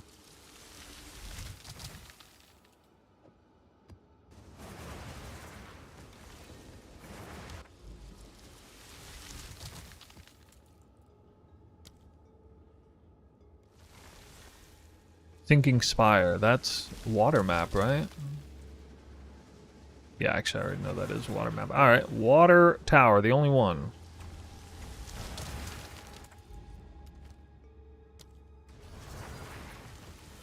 At what point are you supposed to get off 1 div version, get actual gear? Yeah, good spear, yes. Your first major upgrades, not counting rares, are like Rakiatis Flow and Headhunter. Those are the first really big upgrades. But before that, you know, you would get a rare spear and start improving your rare gear and stuff. For sure.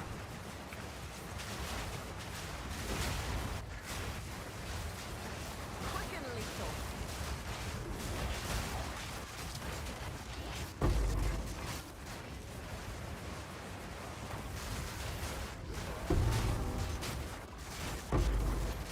Thinking Spire Tower is kind of goated for Abyss, actually, and Breach. Definitely best tower map. Well, especially because it's water.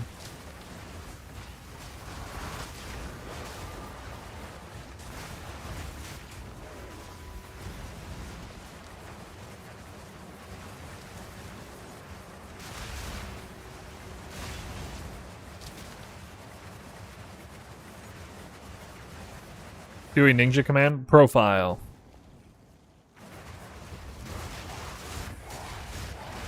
Exclamation point profile.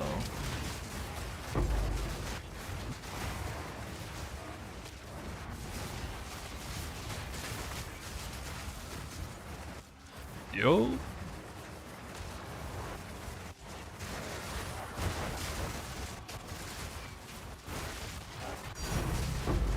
Hey, to tank. Double tank. More tanks? Am I supposed to use this thing?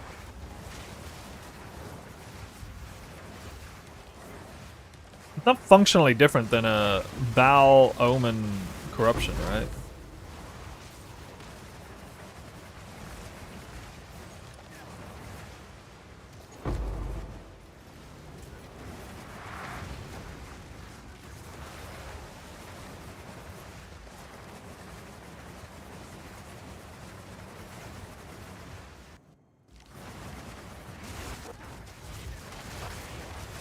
Barely broke a sweat.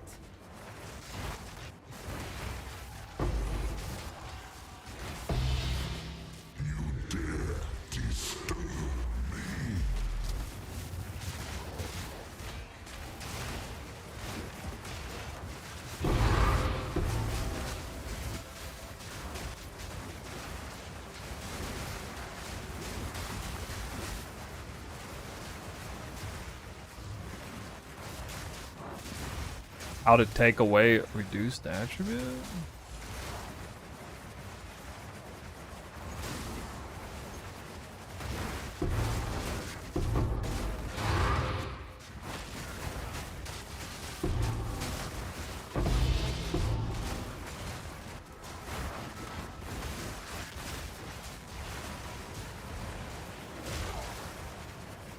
Where's that? That's very wisp going.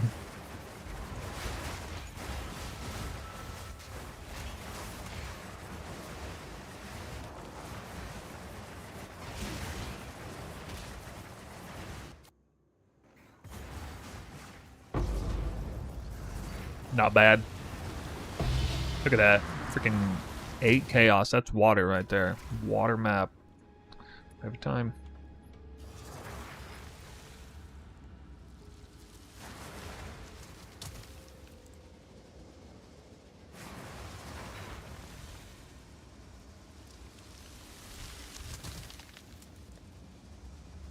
Wait, I goofed this up. Hold on.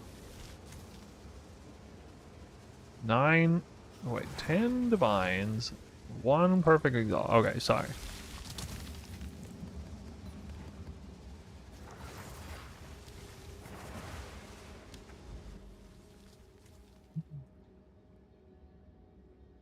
Okay. This one here. Oh, don't need water.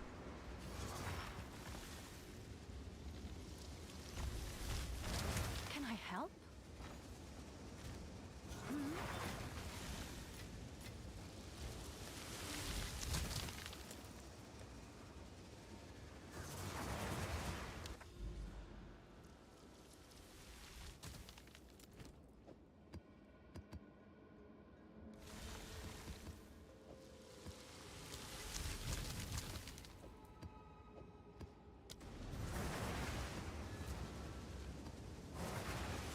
Step. Good map. Dangerous at the start, though.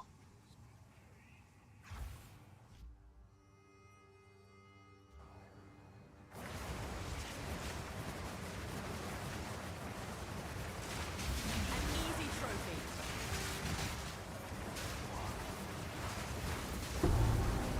Maybe not this time.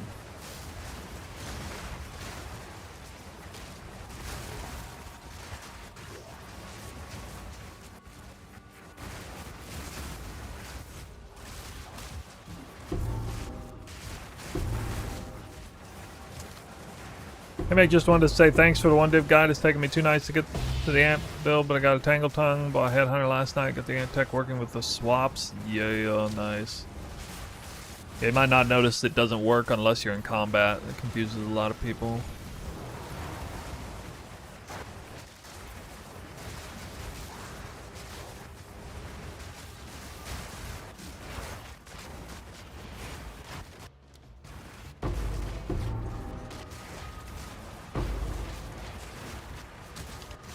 Happy to get extra breaches on a step map.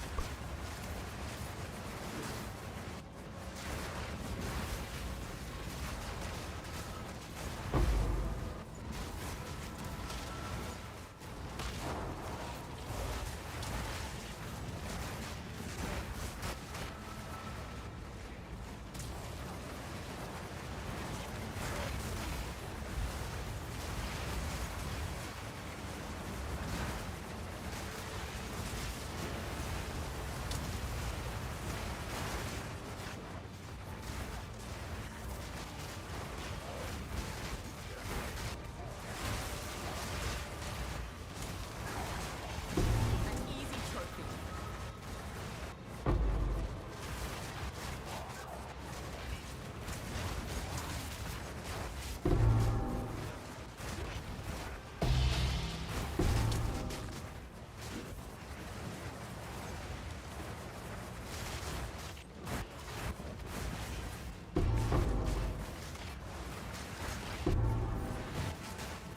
More tanks, please.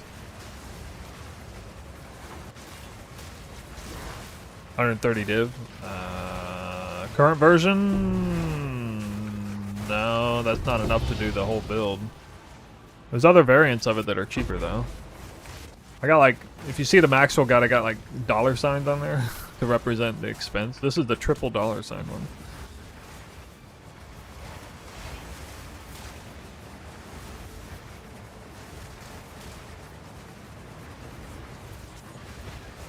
You kind of need to have nearly perfect gear to do this version with your rares and stuff, because you gotta like try and scale life as hard as you can to unsquish yourself.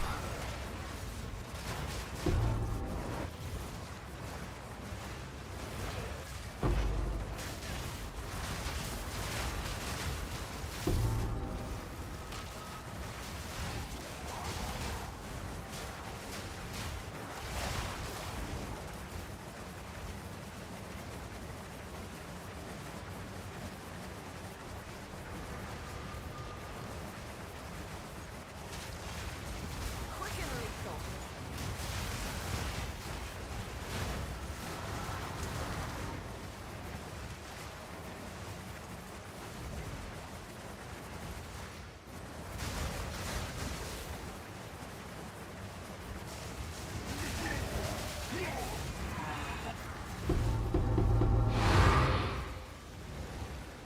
I got actually abysmal drops there. 4 chaos.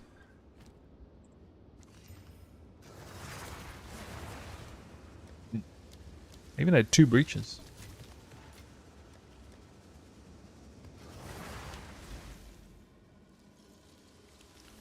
Sold my LA Deadeye for 2 mirrors. I want to transfer this build. What do you recommend? For 2 mirrors?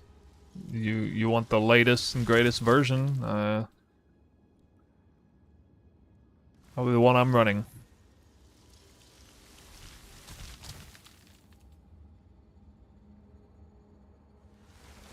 Check profile.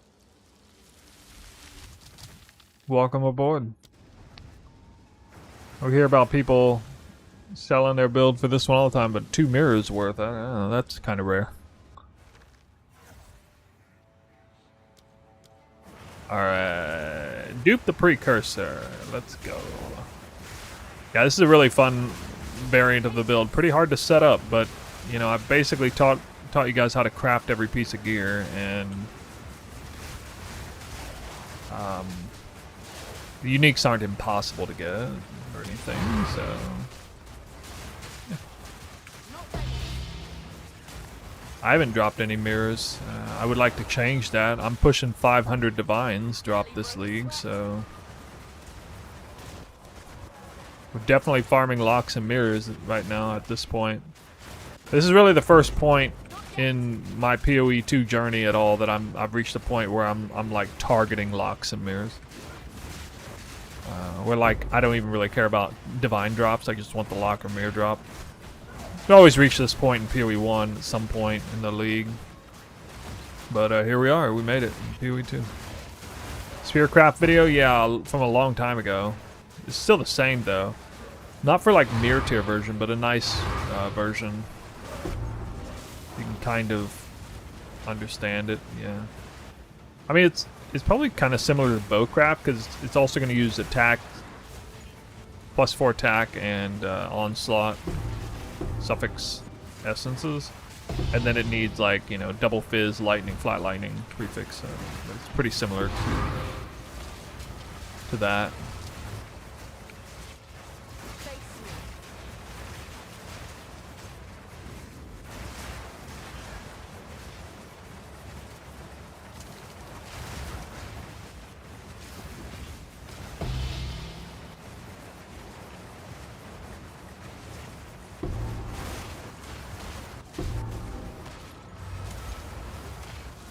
Wrong rune again.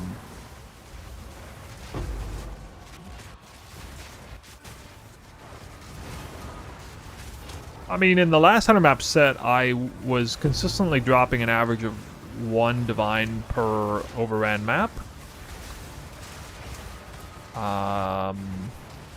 Hey, unset ring, 50 div, nice. Must have been a bad one. Perfect exalt. Hey. Must have been one of my failure crafts. I wonder what it was. Definitely didn't hit right on that to sell for 50 div.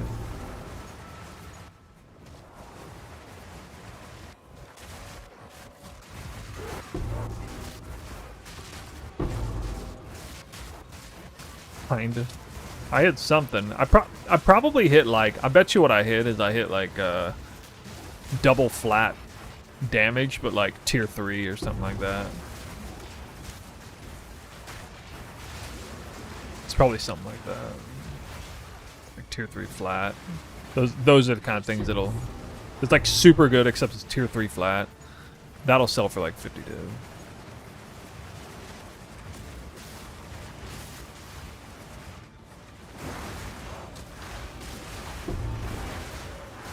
My bricks? Oh, you mean like hard bricks with corruptions? No, I don't typically sell those. Well, I mean, it depends on how hard they brick, obviously. Like 3 breaches going at once. Get with it. The game doesn't like me for it. Nope.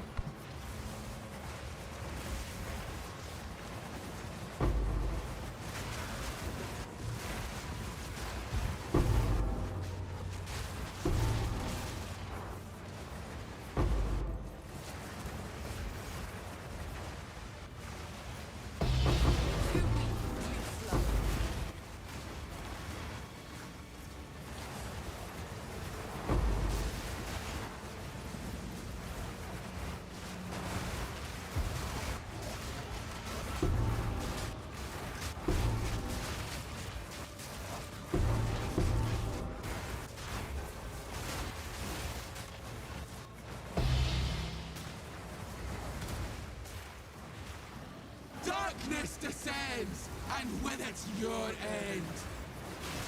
Ah! The mists!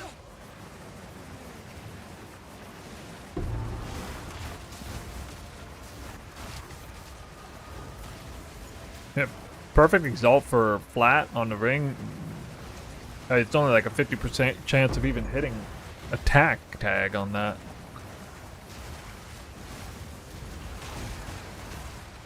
You guys, anybody see my crafting video?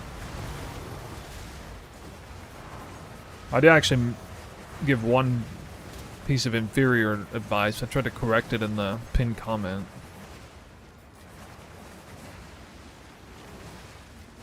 Met me last night. Put out a YouTube video on how I crafted the amulet and ring. Highly requested. Especially when people found out I was selling those for 300 divines. Like many times over.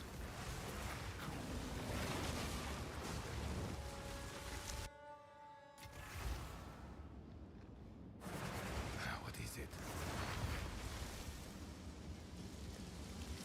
Yeah, but you can craft it for a lot less than 300 divines.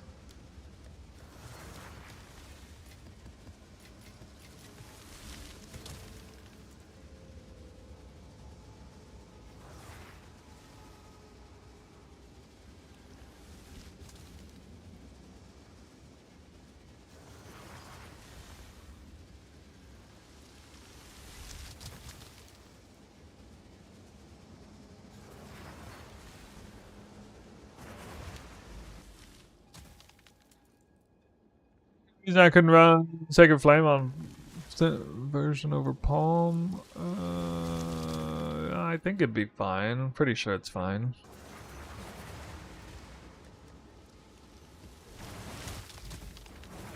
Let's not run at 18 on Bluff.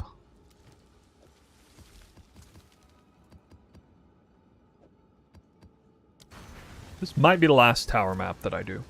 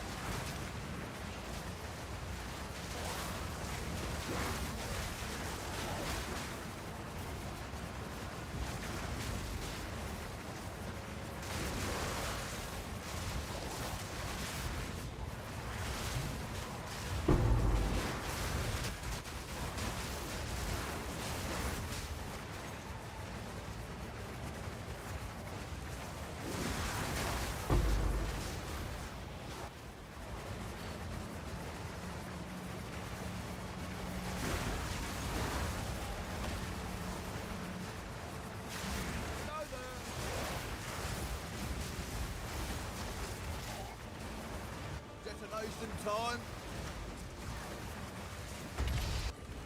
Nowhere to run. Cleanse zones? Yeah. Yeah, we're going to be doing a lot of that, actually.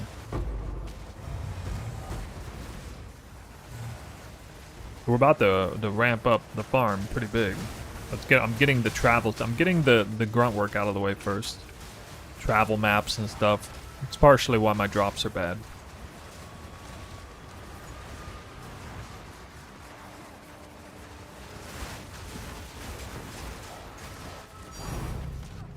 Moment.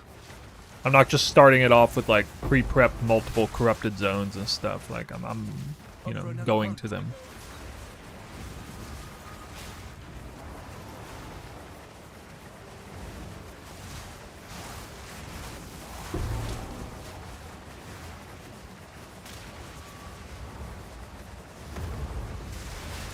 Dude, the way Tornado permeates through the mobs, yeah, it feels, the build feels incredible to play. It's really fun. I've talked about that many times. Well, I did get a Divine Orb. For what it's worth.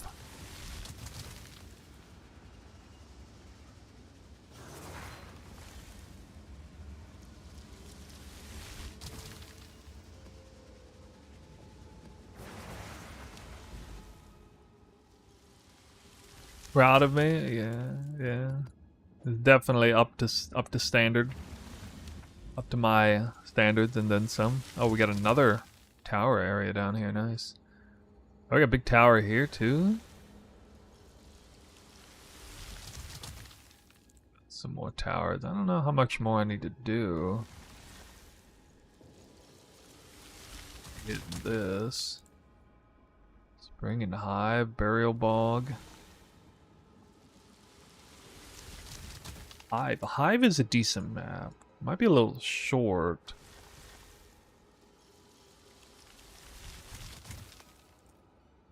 Oh, this Fortress and Oasis is actually better.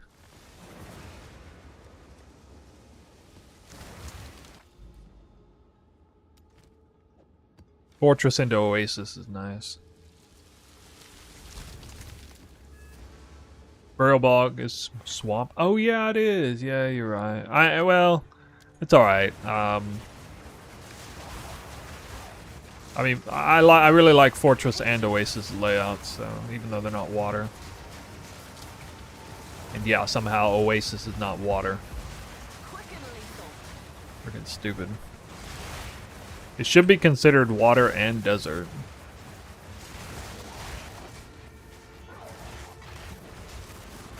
I don't know how an Oasis can't be considered water, at least.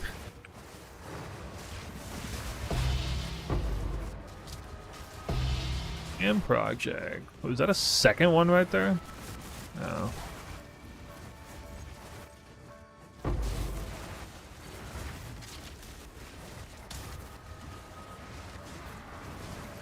Fortress is low-key one of my favorite layouts in the game.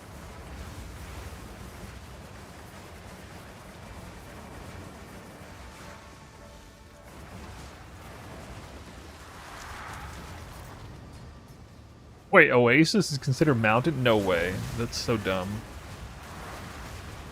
It's considered desert, right? Is it like desert and mountain?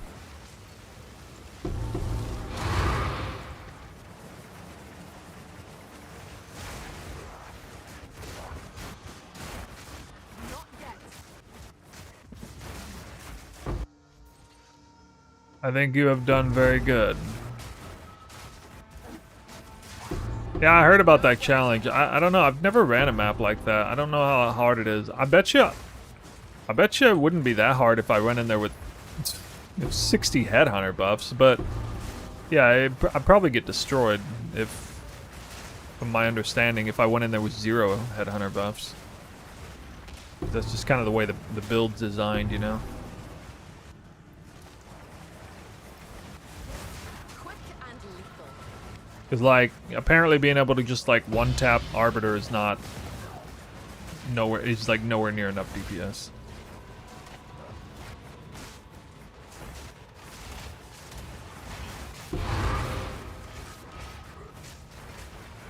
Not ready.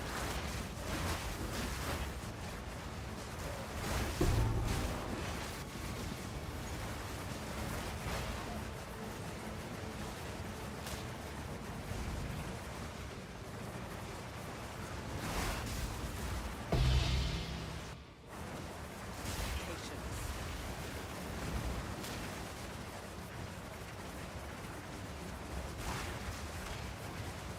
How much HP does it actually have? Just tell me that. How much HP does the boss actually have? Or is it actually all about the damage reducer, like toughness or something? Oh, okay. I don't know what that looks like.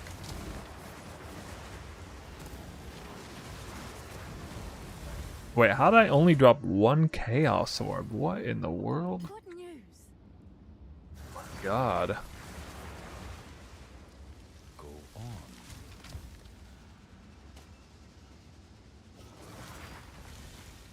Some maps be like that, I guess.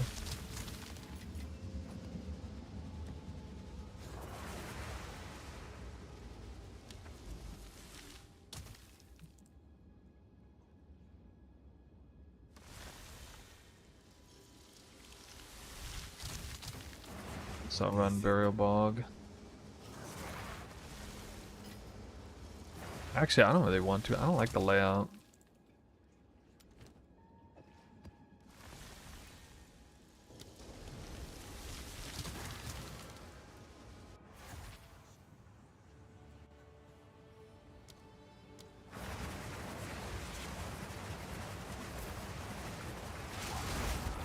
How much damage does it do? Does it do like just auto one-shot damage? It does, right?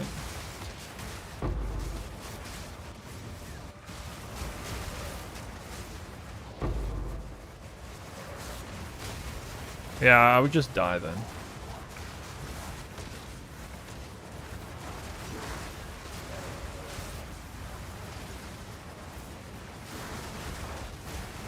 Maybe I'd have a better chance than some because I'm already like embracing glass cannon, but I don't know.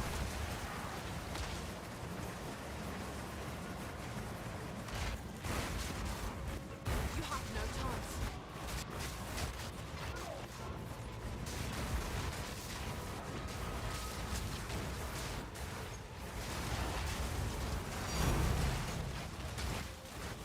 You join from a box again. We talk about them boxes.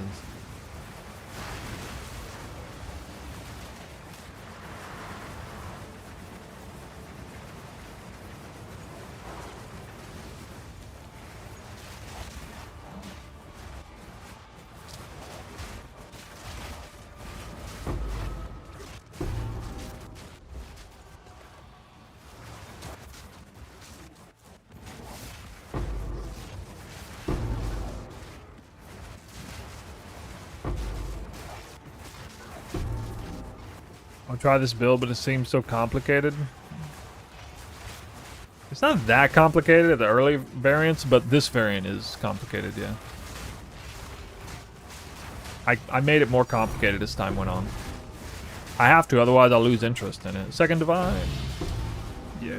Alright, so this non-water water map is actually dropping loot. Maybe because it's like secretly a water map. Secret water map, guys. Too weak, too slow. Pretending to be water. It's below sea level. Below sea level. Hidden currency buff.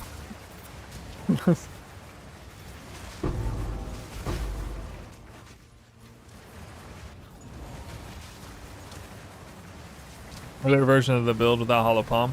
Well, I have a version of the build where I only invested 1 divine, and I showcased it, and that was like a super simple version because you just equip boots that automatically give you elemental ground, so that's like 1 point of complication in the build that's removed immediately. And then you have Call of the Brotherhood, which is automatically transformed your lightning twisters into cold, which removes another awkward variable, which is how do you freeze enemies. And so like the cheap early version of the build is very conveniently easy to execute. Now you still have to do like whirling slash to move around and cast twister and stuff, but the build truly becomes, what I like about the build is, you know, you're leveling through the campaign. It's very slow pace, but you can like abuse terrain and do crazy amounts of damage as early as Act 1. But it can kind of get old quickly because it's kind of like you're working really hard, right, for a lot of damage. Right around the time when it starts to get kind of old and you get tired of that, you start moving faster and it starts mattering less about targeting and things like that. And you get salvo support and you no longer need to target. And then you sort of speed run into a really easy version of the build. Then that starts to get a little boring because it's just kind of easy, and the build starts fleshing out and becoming more and more complicated with more variables, and the playstyle doesn't really change, but as far as like the setup, it gets way more meticulous, and I don't know, I just get a lot of fun out of like tinkering around with having it set up perfectly balanced, and things like Trinity and stuff. It's really fun to make all that work, and so the playstyle continuously gets easier where the setup becomes more and more restrictive and gear dependent. To me, that's like the hallmark of a great build, right? Like it's really powerful at the start. You can take advantage of the intrinsic aspects of the build that are strong about it. In this case, like targeting and positioning, a single target especially. And you can work really hard to milk huge amounts of value out of the build.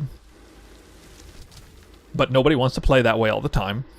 But that's a great way to play when your gear sucks, right? And you're in the campaign, you're leveling. That's exactly what you want in that stage of the game. It would be a problem, except the game's very slow paced, so it's easy to pick up on how to do that early on. The game gets faster paced. You can't keep playing that way for very long. You need the build to get simplified. And it just becomes simplified naturally very quickly. And then a build typically gets boring because it gets too simple. Just look at current LA. If you want a Class A example of what I'm talking about. Build becomes way too sort of redundant and simple, and there's just almost nothing to it, and you just get bored of it really quick. Then in order for a build to maintain its enduring enjoyment, you have to find creative ways to make it more fun and fulfilling. By adding more variables back into it and getting more out of it through the setup rather than the playstyle. Because everybody wants a build to become closer and closer to one button over time. Which is fine. Because, you know, you just want to, like, get in the flow state and farm, not really have to think about stuff. And you want all that thinking to go into the prep work rather than executing. Barely broke a sweat.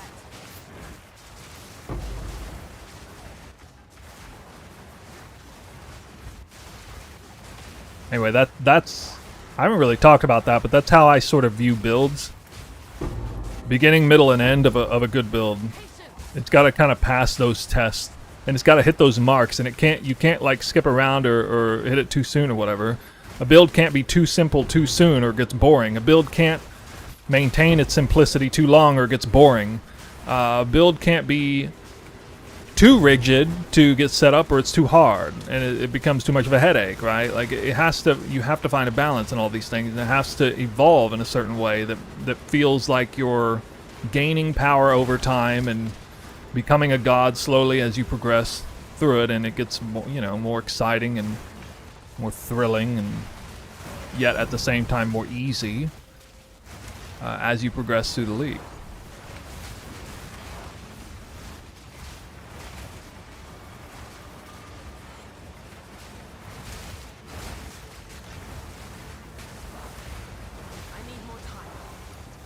Like the amount of effort I gotta put into right now to like, in terms of like defensive or survivability, it's almost zero. It's a little bit at the beginning of the map. Once I see I got like 40 headhunter buffs, I turn my brain completely off in terms of survivability. I just face tank everything. Kosis and Omniphobia could spawn at the same time on top of a map boss, and 3, breaches and abysses at once. It wouldn't matter. Like it'd just be like, oh, okay, that's all gonna die instantly, right?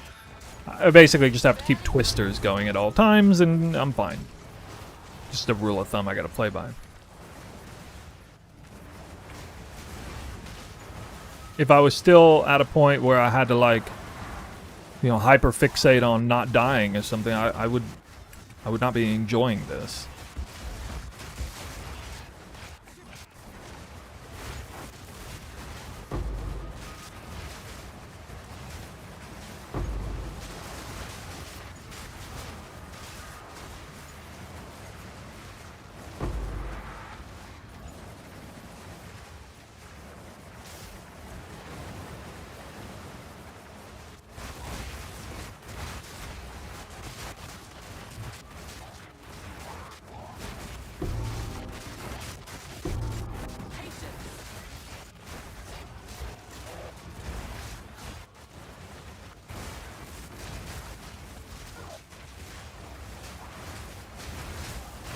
Cast some twisters, yeah.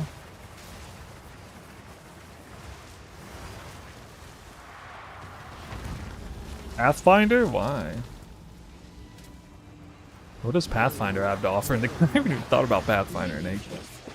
Because like if you want to play a poison build, you probably just go Chaos Monk, right? The passive tree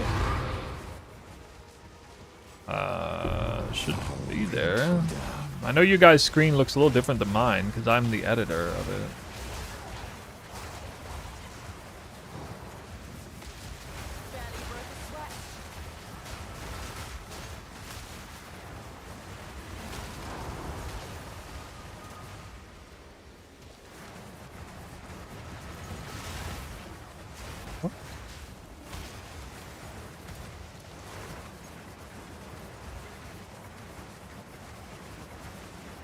There's got to be a way to scroll through that stuff.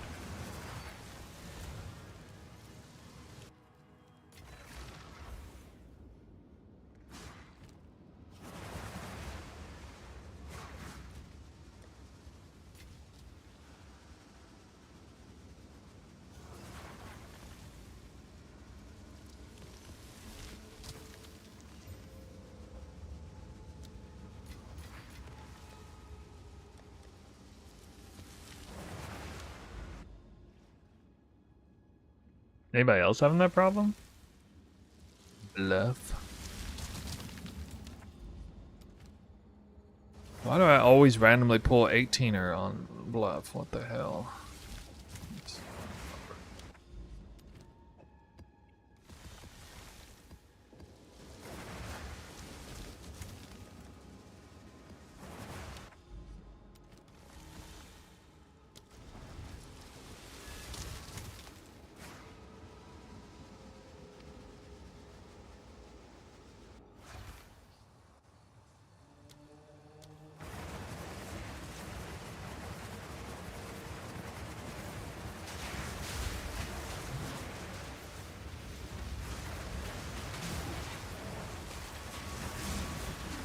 Oh.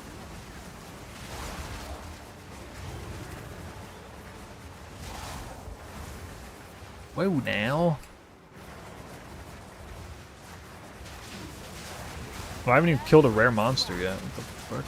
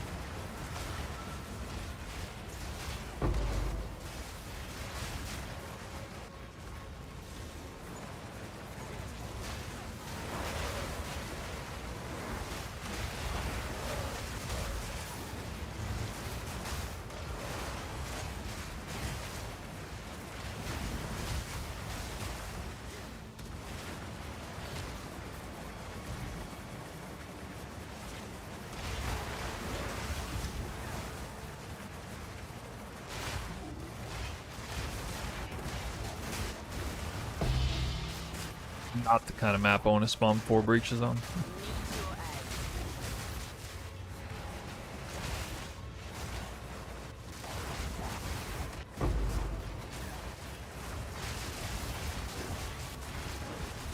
Alright, let's see what I'm made out of.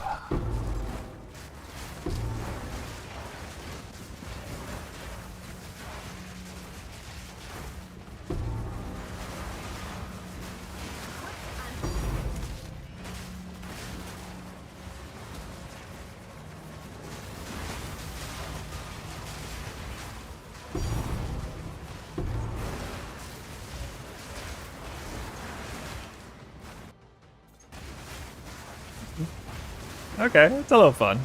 Oh god, a 5th one. What?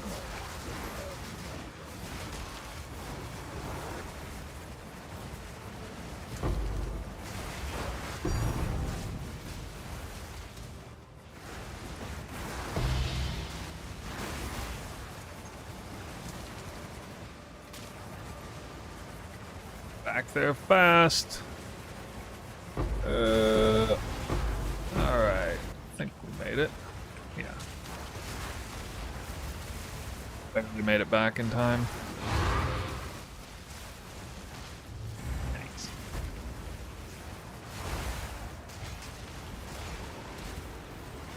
That's kind of fun. Make like a little mini game out of it.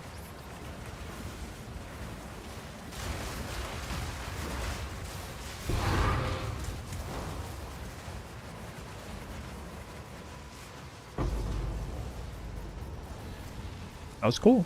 1 Chaos Orb, 2 Divines. Nice ratio, bro.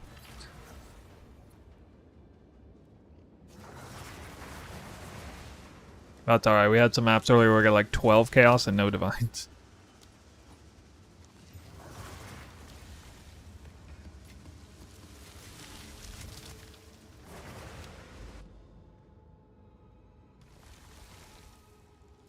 Got a lot of water.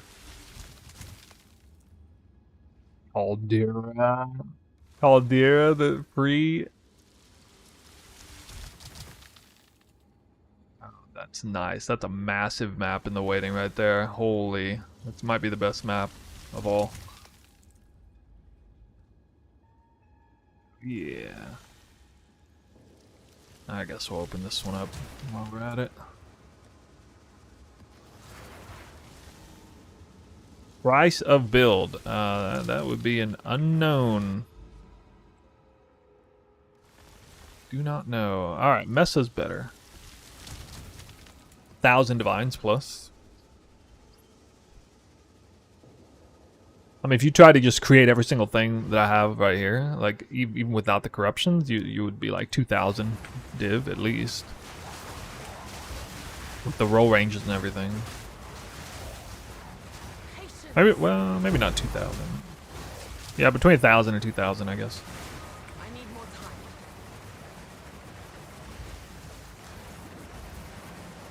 time. Yeah, not for Visions of Paradise, just Grand Projects and Vision and stuff. They're really just there for Grand Project now. basically. Or just kind of, if you're not using Grand Project for whatever reason, you would kind of see forward. I mean, everybody should probably be using Grand Projects on their towers.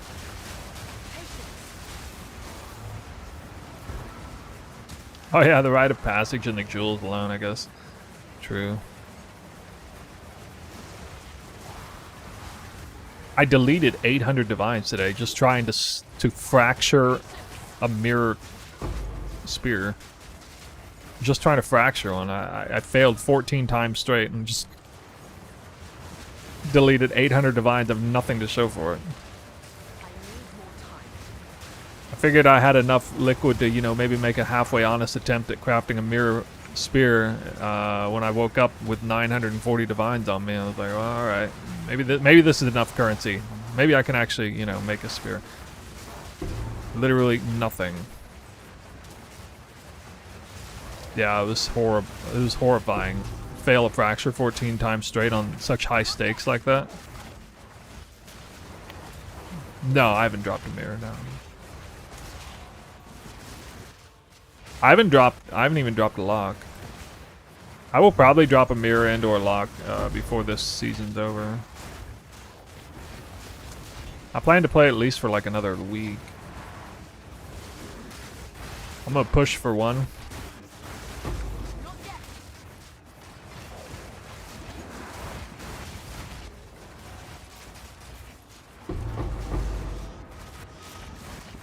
An easy trophy.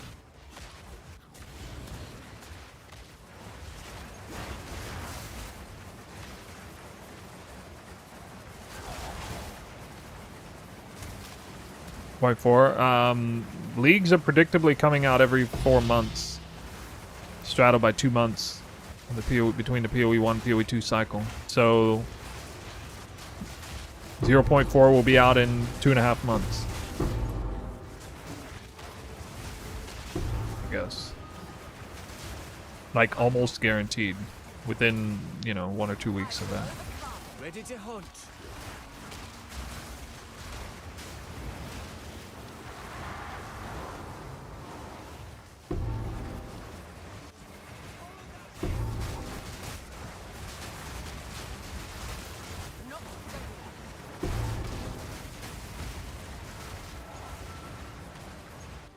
Are any other streamers like specifically farming locks and mirrors in PoE 2? I know it's like a big thing for us streamers in PoE 1.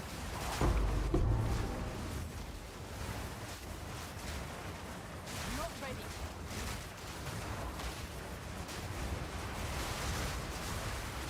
Pinnacle drop.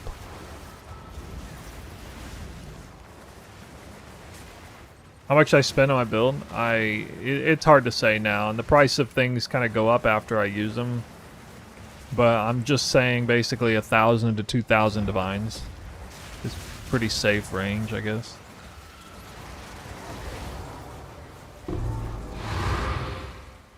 Not counting corruptions.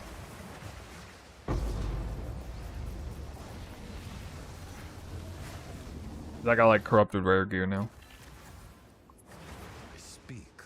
This is all we Well, have. counting boot and glove corruptions. Yes.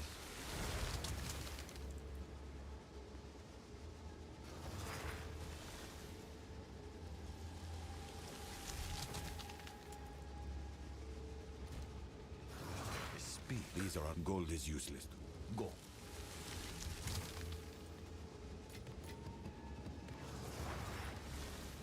Why was the loot that bad? God.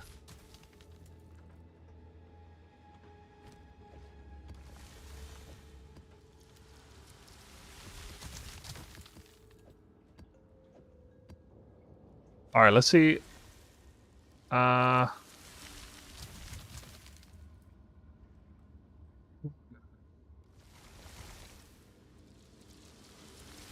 that one.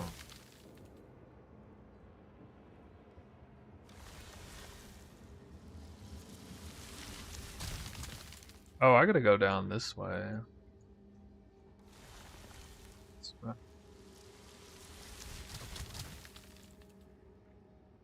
Yeah, I don't think I need any more towers.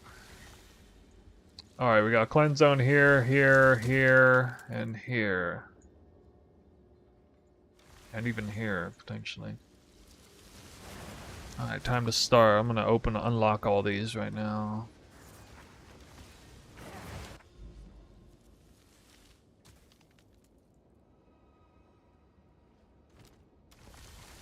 Definitely don't want to die on these.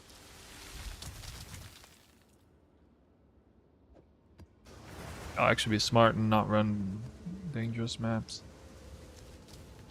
Just not damage extra chaos.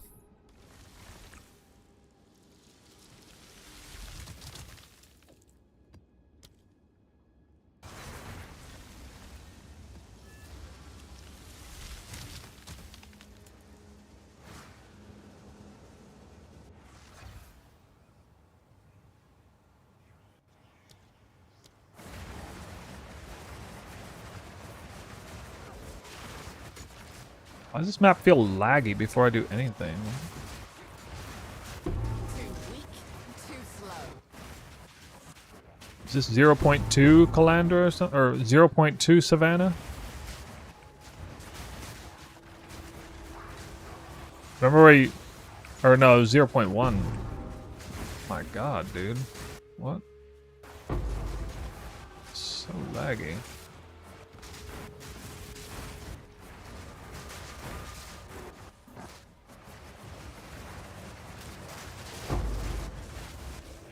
Weird, because I've already ran this map today.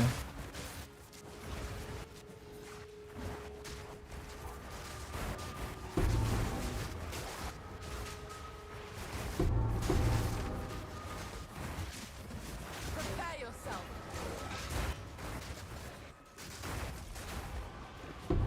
I should restart the PC.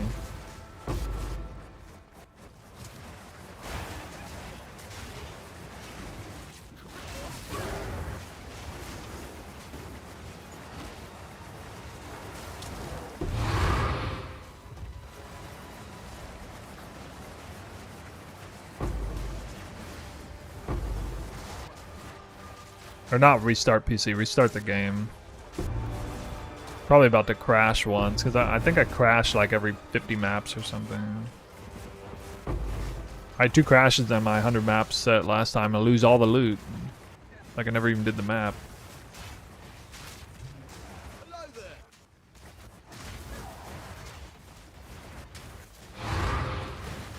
Detonation time. I'm not gonna do Trials of Chemist, no. No. Not anymore.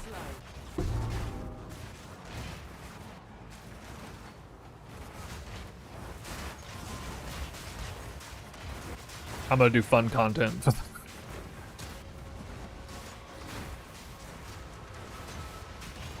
Here's just some data.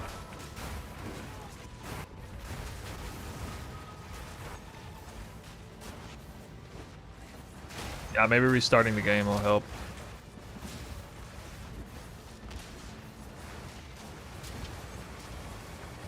Savannah often has some FPS issues, but I mean, this is really bad.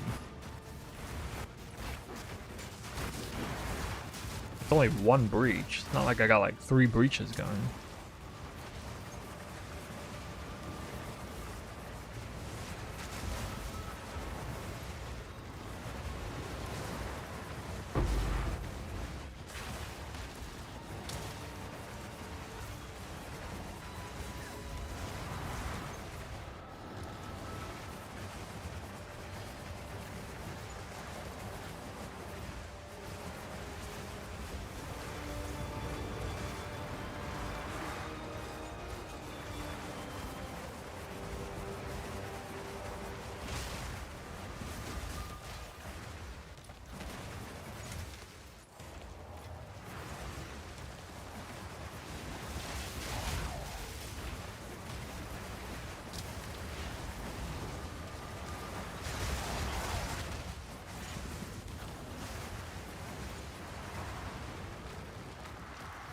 Garbage loot.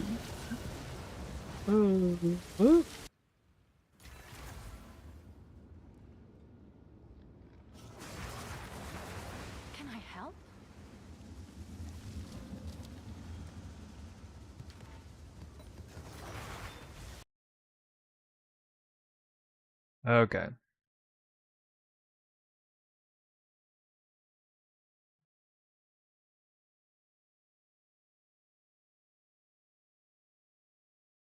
If Diablo 4 was a good game, but lag like this, they'd be a bad game and laugh. I mean, if the PoE 2 devs looked at this gameplay, they would say, well, you know, that's what you get for pushing it. Like, we have the same problem in PoE 1. I mean, to be fair, it's like, I get these issues in PoE 1, just as bad. At least when I'm farming Alva, I do. Like, Alva, you know, wild wooded Alvas and stuff.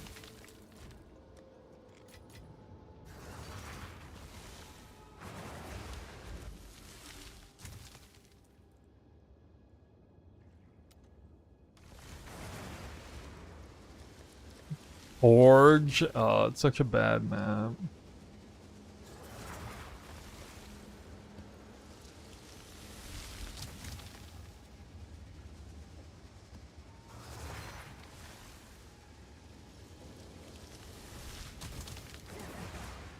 Bro, Forge, it's so bad. I have to do Forge. Ooh.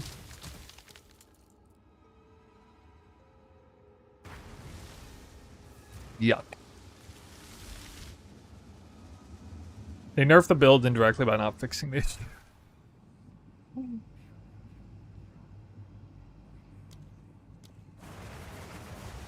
One of the worst map layouts here. God, I almost died. I guess that makes sense, you know. Restarted game. Instant like game freeze.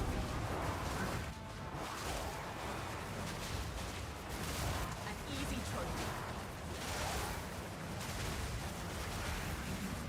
choice. Forge can't even spawn like I really shouldn't be running an Overrun Abyss map on Forge because I don't even think it can spawn like more than 5 Abyss things. It's like the most open spot right here. Oh, that's funny. I did get a tank anyway.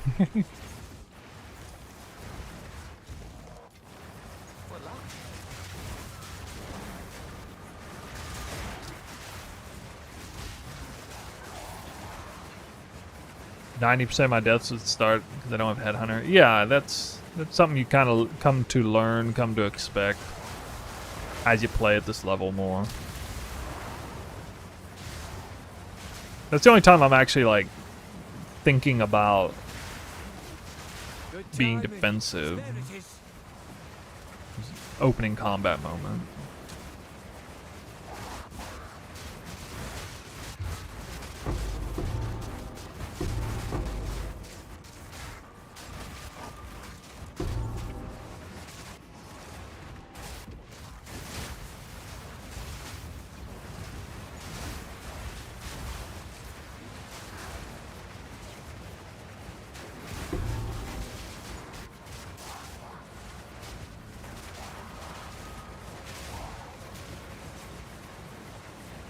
Make this map smaller?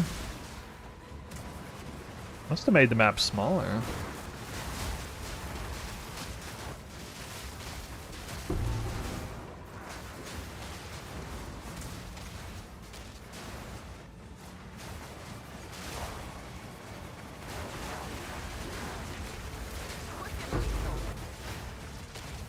Actually, surprisingly good breach.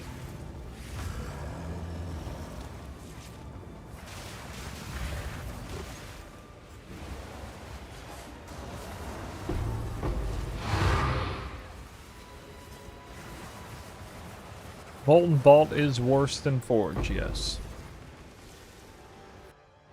Yeah, I think Molten Vault's probably my least favorite map. Especially as if the boss is on there, which it is every time now.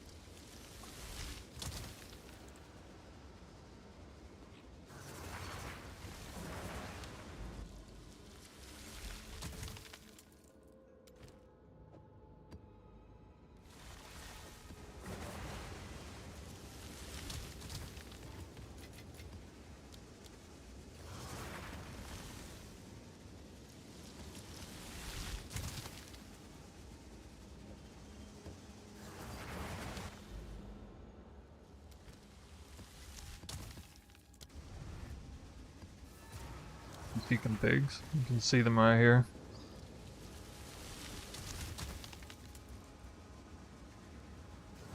Say medium and low on 3070 RTX.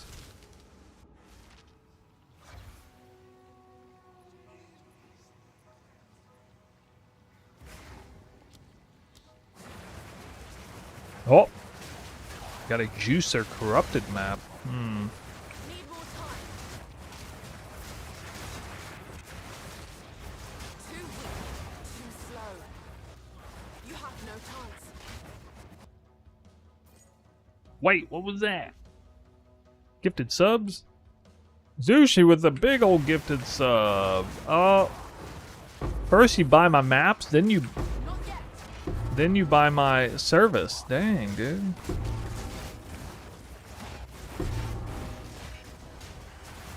Gotta stay first gifter. I can't imagine anybody else.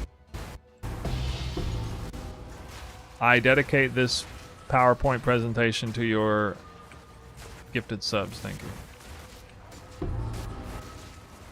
It's probably not lag that much against a flame shrine. I just can't get in there, I guess. Huh. Damn.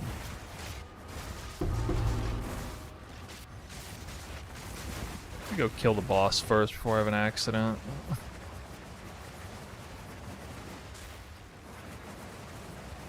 Swear to God, if this boss bugs out. It doesn't bug out anymore, I don't think, but... Right? This boss never bugs out now, right? You won't escape. The more lag, the more tink you get. I mean, kind of. Scream all you like. It won't help you.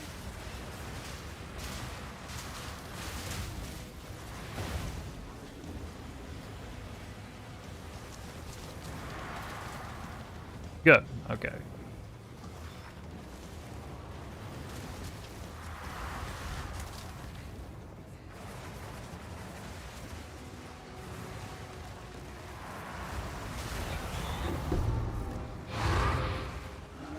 Not yet.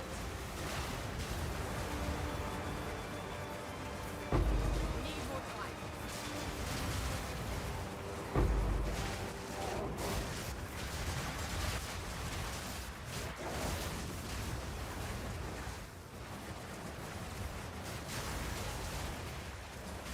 How'd I gain both the damage and speed on Whirlwind? Hey, that's a good question.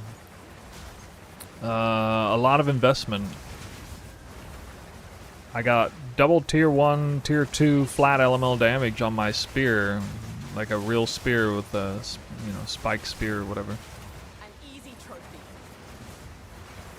Defy 2 to not have to deal with mana cost. I would never even do it except for the whole surround tech thing. Opening that up.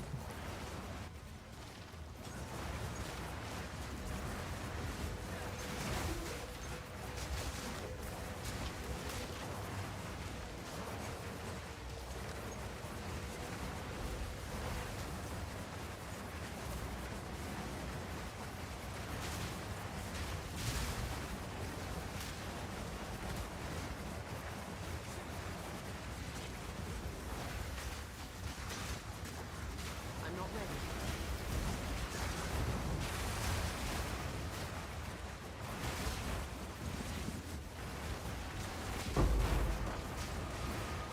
Not ready.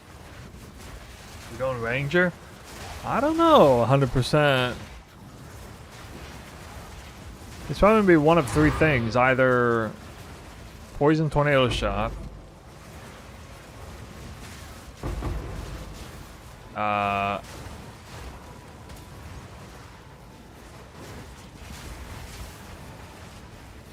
Elemental his Spectrum again. Might just go to the comfy spot, the comfy pick. Or I might do Burning Arrow Golemancer.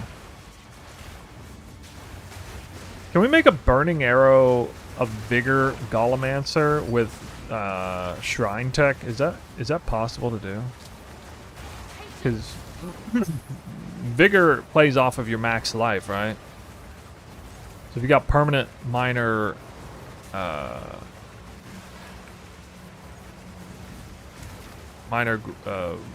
massive shrine, minor massive shrine, I think it's called. Get a lot of life that way. I'm trying to think of like a good build for Alva. Kind of pushing Alva early.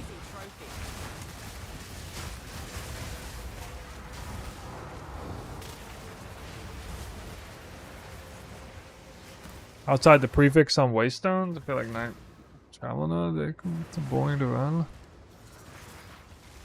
I crafted a ton of maps at once. I sold back ones that hit mods that are good, but mods I'm not running.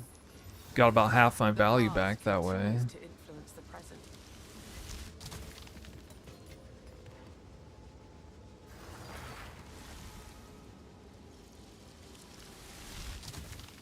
I don't think map crafting Waystones is all that difficult.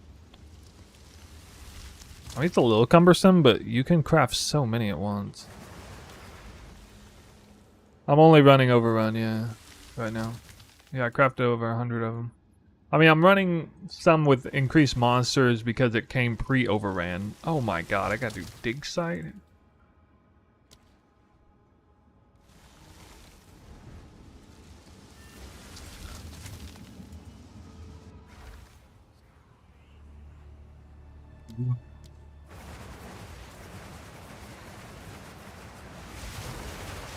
That's freaking annoying.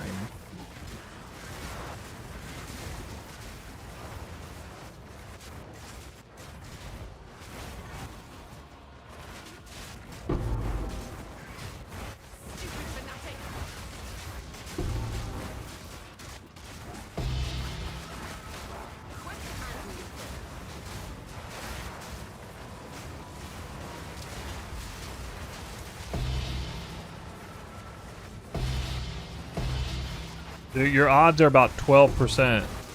I mean, you could get unlucky. That's why you craft a ton at once. So it removes the RNG. My PC crashing? Not yet. Sometimes the game crashes, but that's not my fault.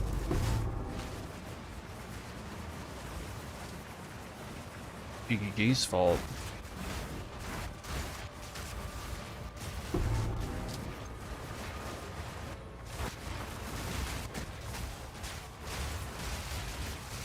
I really want to get up there. Damn it. Stop it. Your corpse will feed the new tomorrow. Utopia awaits, whether you like it or not. Behold the beginning of tomorrow!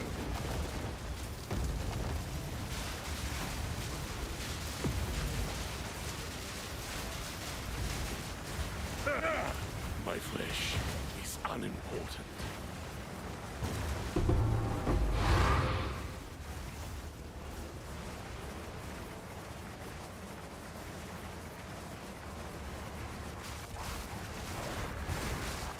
Yeah, it has no problem handling this build on, like, non-juice content.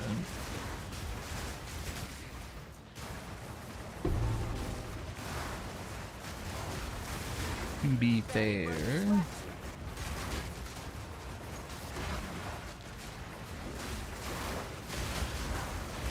The color palette almost looks like it's not even Delirious in this one. I'm just so used to seeing Delirium. I remember what it looks like for a map to be colorful.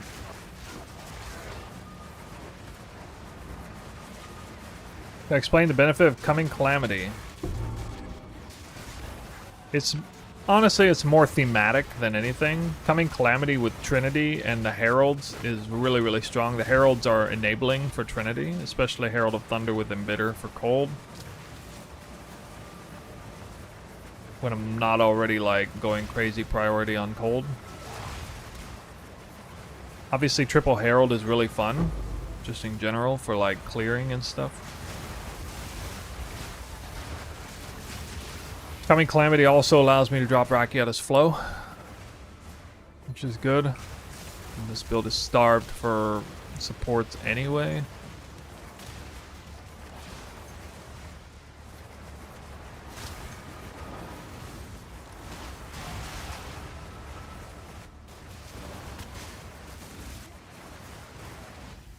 Oh, yeah, yeah, yeah. It has to be a prefix. Yeah, you gotta craft it for prefix only. That would explain why you're not seeing Overran very often.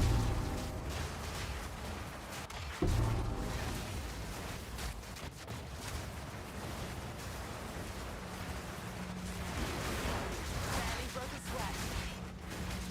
Double breach. Can he do it? Maybe. Freaking get over here.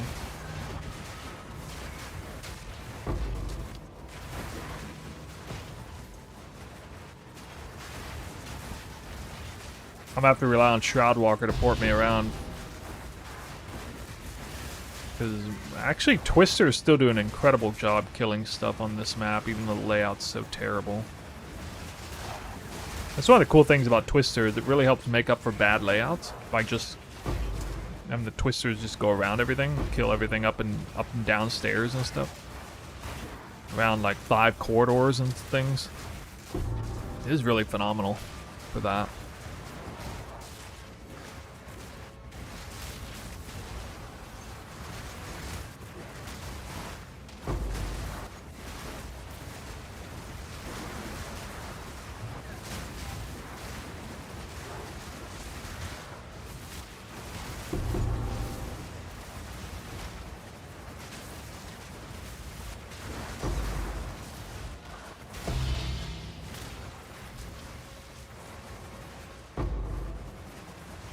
My loot, man. In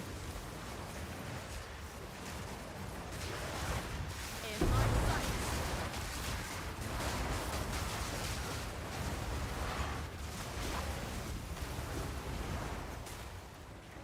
His Omen of Sinestral Necromancy gives you prefix only. Quick and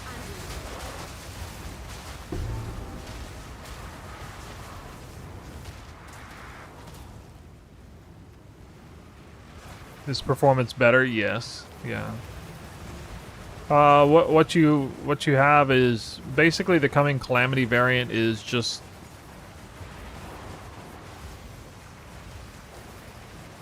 it's kind of like, okay, so I don't know if you're experienced playing like super high-end glass cannon builds, but at a certain point when your damage and your clear gets so high, you actually become effectively tankier than any other way of approaching the build. Obviously, Headhunter buffs play a role into this. When you just like delete everything instantly, and then the leech is just that much stronger as well.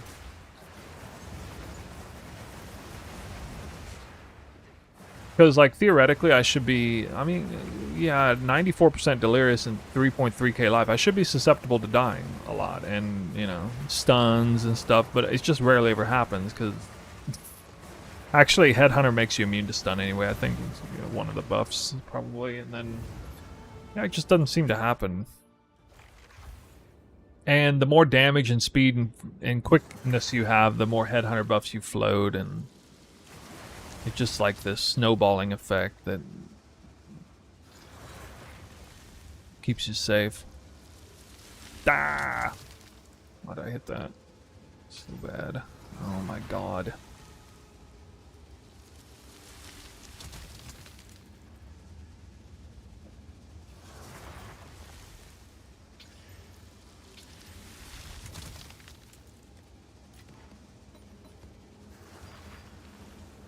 Jedi, pretty much the best ascendancy.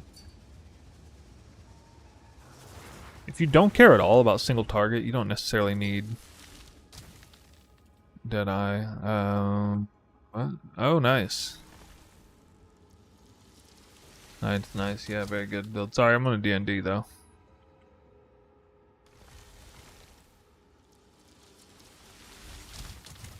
Wait, I literally did the wrong map. I'm special. So special. I did the wrong map. Why? Okay, well, alright. Yes. Sulfuric Caverns is a water map. Could have done that the whole time. I do ritual, yeah. I mean, I sometimes skip it.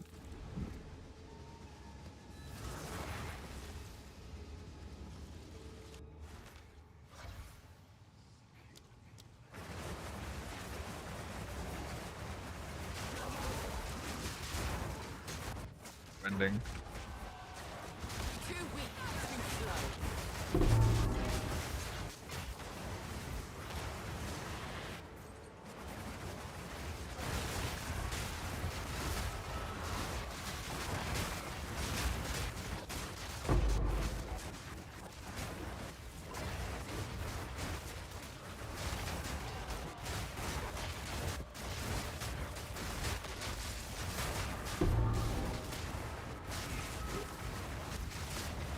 If you didn't know, the secret to staying alive is making sure your twisters are never down. You really want to try to get 5-second duration or close to it. Help ensure that. You don't want to spam twisters because you're using like salvo and barrage. Ready to hunt.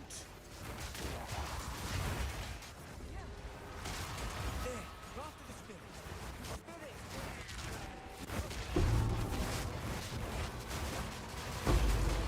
Whatever is going on though, like if I have twisters out, it reduces my chance of dying at least tenfold at least. And you'll notice that if you ever see me die, it's virtually only happening if I am, for whatever reason, like moving and not casting twister at all, and just like because it's so much damage and passive leech. I mean, the notion that you're not going to out heal the damage, let alone just kill everything on the screen anyway, on and off the screen while twisters are active, is just, yeah. That's something you kind of got to get used to when you play the build. Divine Orb. Yeah, we need some more of those. It's a water map. May not be cleansed yet, but it's a water map. Damn, I didn't get back there in time. Bad. I missed a little bit of that reach. I died once. I'm very much leveling to 99. I'm level 98. I'll get close to 99 probably after this. It was very kind of a fluke incident where I died. I mean, I deserved to die when I died earlier, but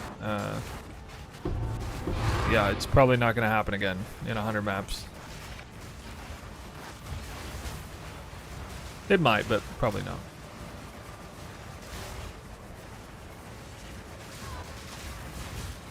I got myself to a place where I almost never die.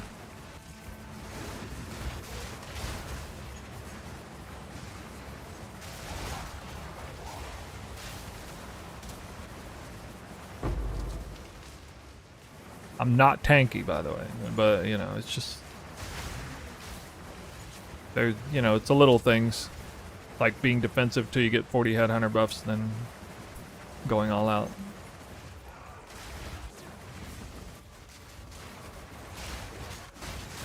Like, okay, well, I'm just gonna have to stop talking about dying because it's jinxing me like crazy. That death really hurts because that is that was for a cleanse map.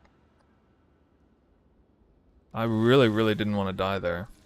That was the worst place to die on that map. I actually forgot I was even doing that. Because normally I was rushing the bosses. Yeah, I'm not happy about that at all. Huh.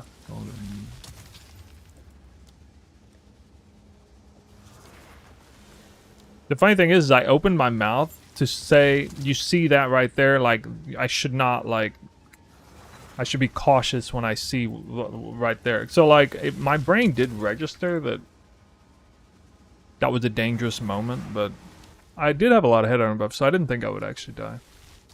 Even still. So I lost all these. The funny thing is, none of these are water, though. No. 0? Not even one of them? Crazy.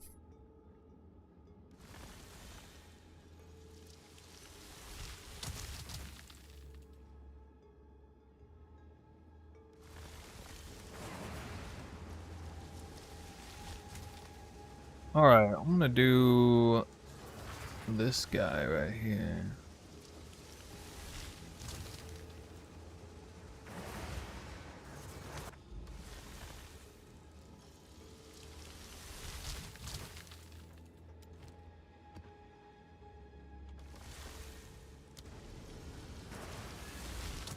The HP, I don't remember. It's not very high before Headhunter buffs. I only have like 40% evasion and 3.3k lives. So what in the world? Okay, I can't be lagging like that. Oh, this is alright. So this is more monsters, increased monsters. So it's kind of crazy. Way more monsters on the map than normal. Face me. Not yet. Quick and easy.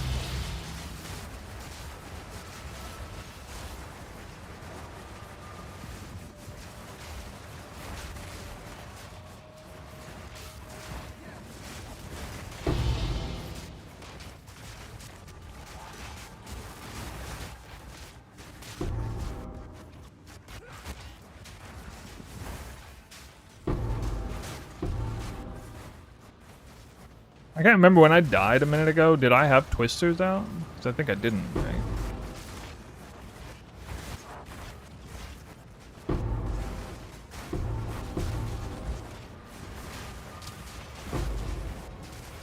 Not ready. I just know how do I avoid being one shot all the time? Have 3k life, not 2.4. For starters.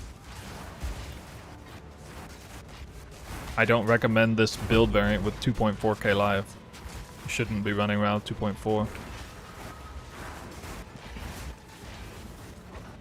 Not yet. When I switched to this variant, I had like 2.8. And then very quickly got over 3. Because I knew how important that would be to do that. So, and yeah, I definitely died a lot when I initially switched over to this version. I mean, part of it was getting used to just being less tanky. My god, dude, that is some... Lord. Barely broke a sweat.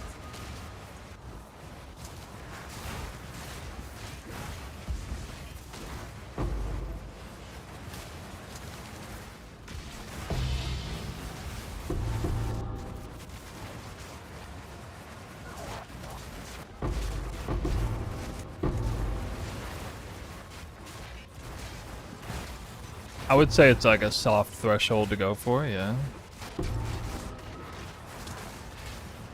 It's not like you can't play the build. I mean, some people have played and had success with like 2100 life, they've said, which I just don't recommend it, right? I mean, some people like that kind of thing. Appreciate your hard work to be my source for all things, PoE. All things. I don't know if I'm good for all things, but thanks for putting your faith in me.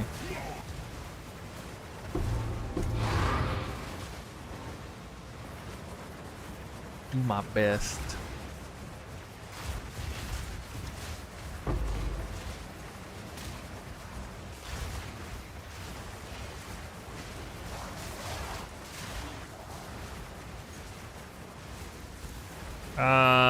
I don't remember if I tried it or not.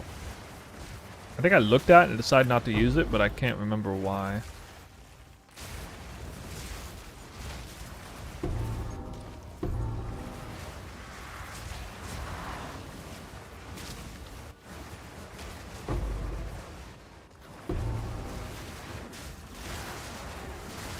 An easy trophy. Still looking super scanty on any kind of jackpot drops. Like, where are my uniques at, dude? Shouldn't I at least be dropping some uniques? Like, let's say the helmet that I'm currently wearing. Viper caps or something. All I can drop is freaking currency. Not yet. What is the go-to way to uniques farm in this game right now?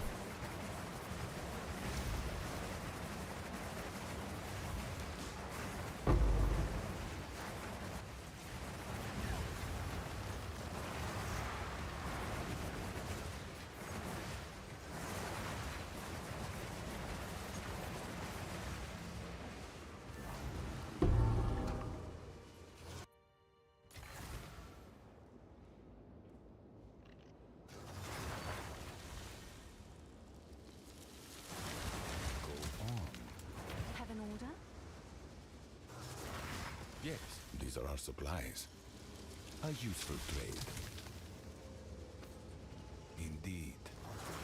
Like I'm dropping so many runes that are like almost the super giga rare tier value ones. I'm pretty sure they're like the same rarity tier. That ain't good.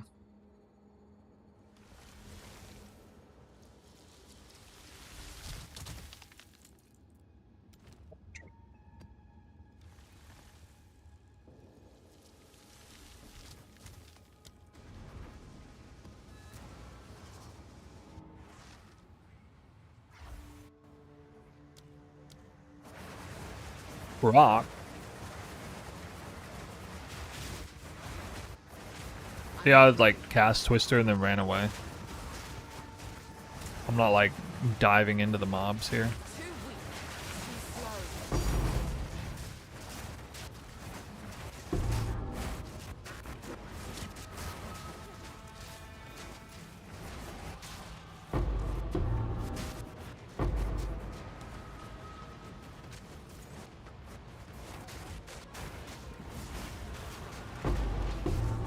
Oh, I'm gonna like this map, I think, guys.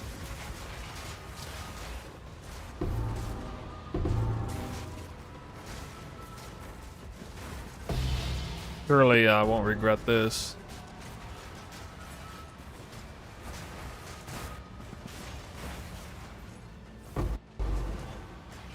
Triple breach. Or we could get a jewel. No. Oh god, fourth breach. 4 breaches at once. What?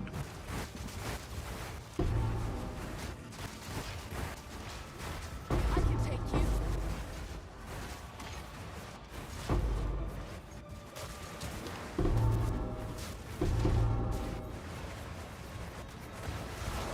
I can't click that one. That's too much.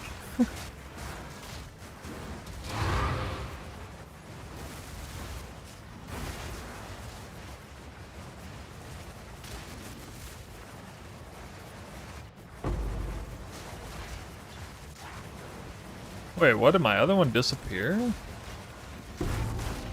What?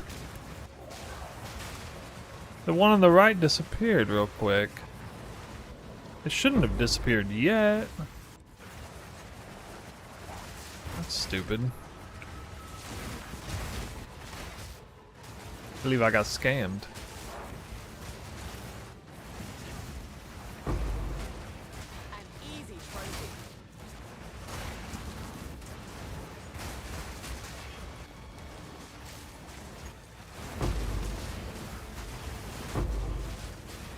I've kind of done this enough times to know what I can get away with, but...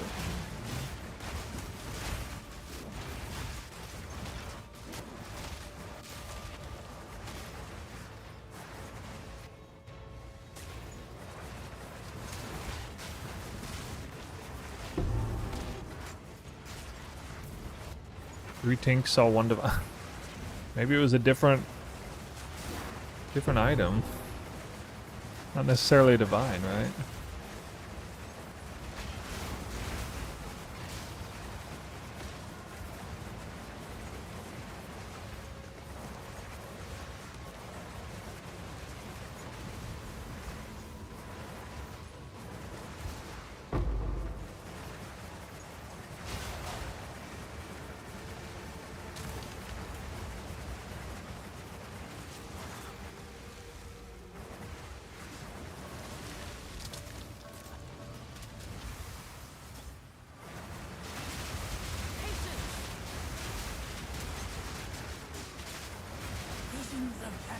What the heck? My god. Demon is non-existent hitbox. Well,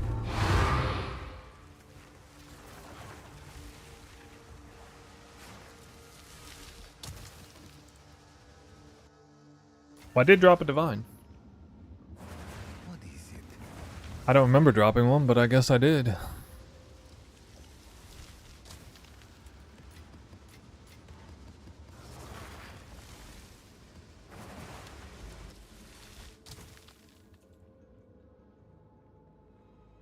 Nice. Rust Bolt, Augury, Decay. That's pretty good.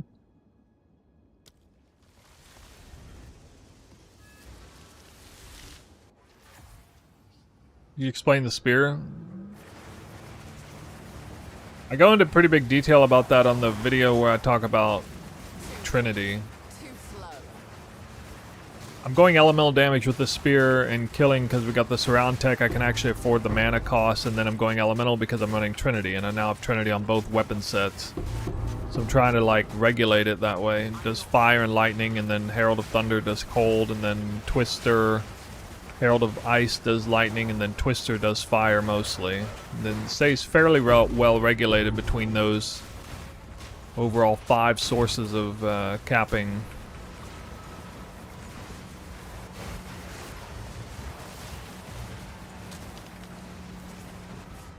Yeah, cold is like super reliable through Herald of Thunder. Lightning and fire, usually if one of them is off, it's lightning or fire. And quite often it's due to headhunter buffs kind of getting in the way of that.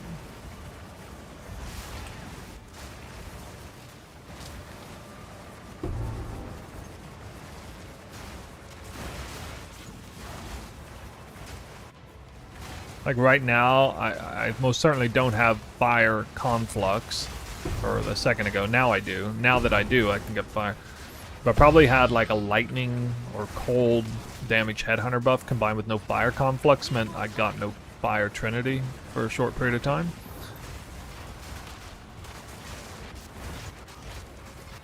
Prepare yourself. Really hard to anticipate trinity with headhunter buffs in play. It becomes kind of an impossible task. An easy trophy. Then again, if I have a ton of headhunter buffs, I'm probably doing enough damage anyway. Like, okay, whatever.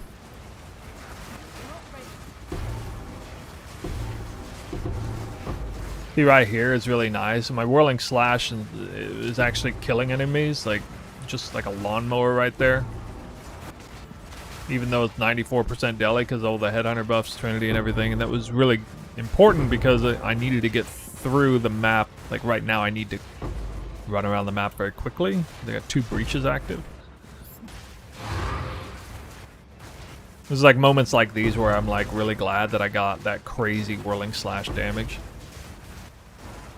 They don't want to have to just rely on Twister.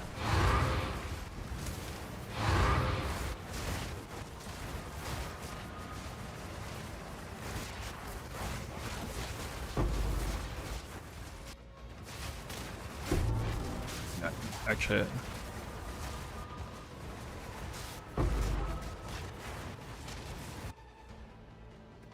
let's see what the number is. Yeah, here you go. This is the highest I've ever seen the number. 3.6 million. I did catch it right when Trinity was fully activated. So I got like 65 headhunter buffs. We can take a look at the numbers here. I must have fire conflux. Definitely. To have it look like this. Almost definitely, actually. Whirling Slash 1.3 million.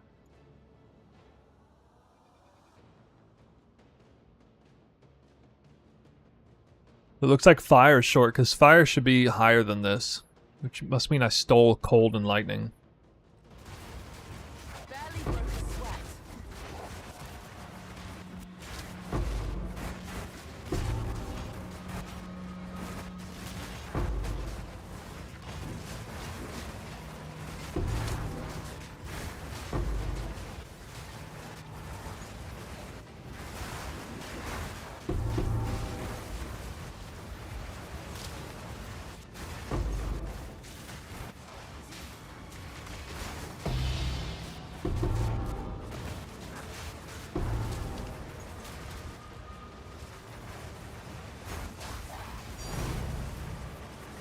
Oh yeah, I finally got a tank.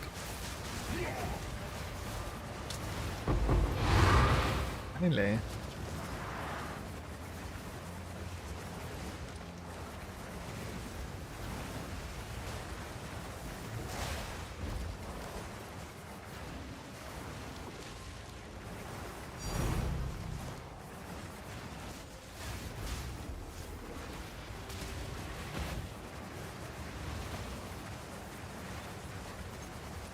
I feel like that was a forgiveness rating, Tink.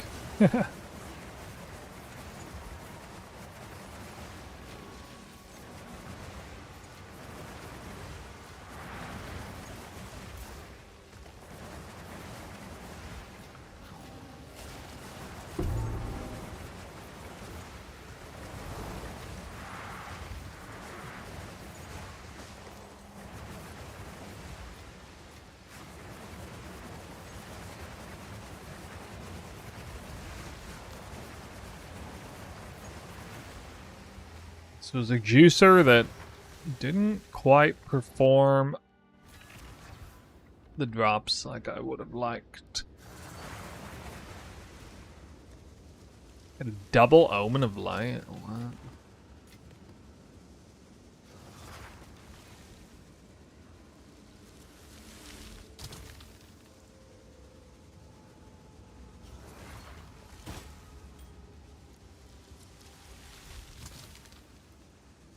Somebody join my hideout. Can I help?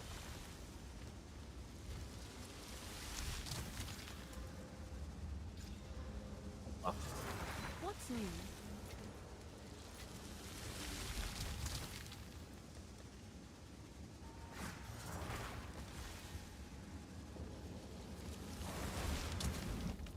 Deserted. Oh, Augury, right. Okay. Wait, is Augury water map?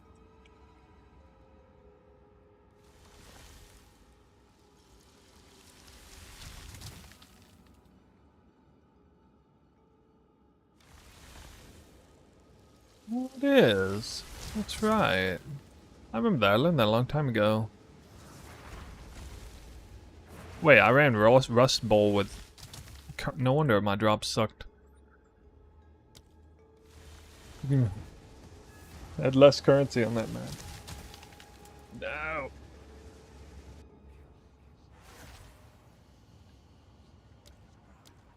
Rust Bowl is like the driest map in the game. Like Mad Max dry. Not yet. Quick and lethal. Dry. Better in that map. In my sight.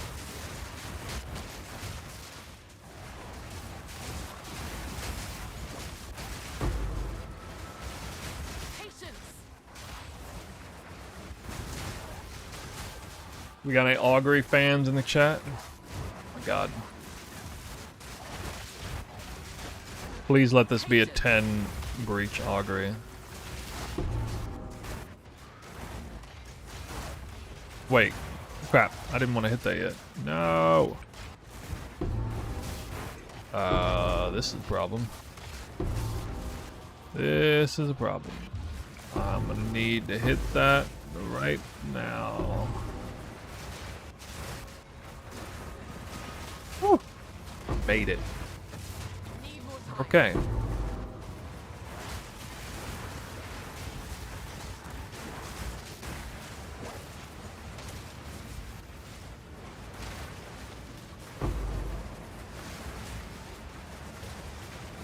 What the hell?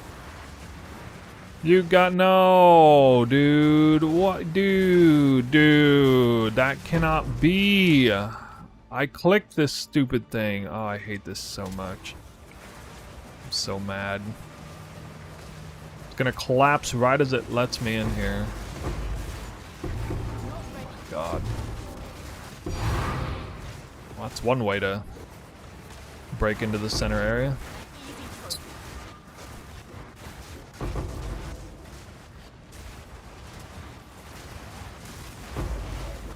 That almost cost me so many mobs.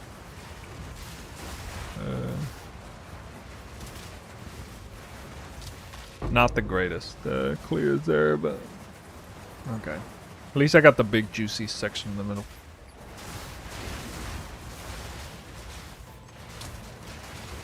I'll do better on these.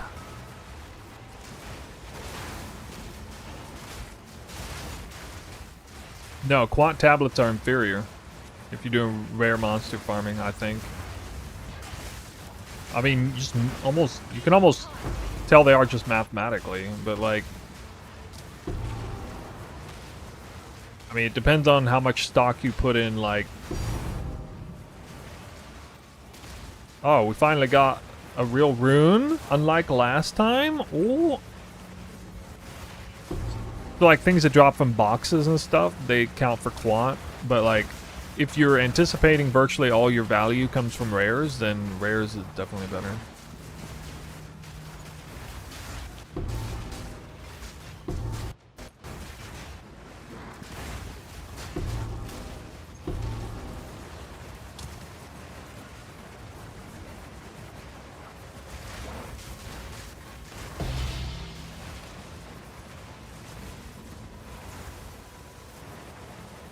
Yeah, it affects currency drop. It affects everything.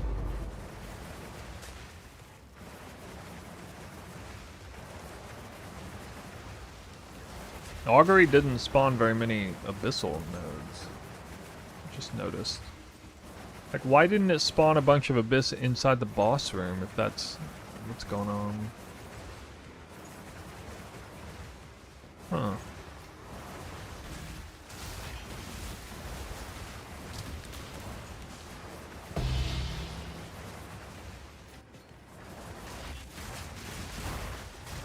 Quick and lethal.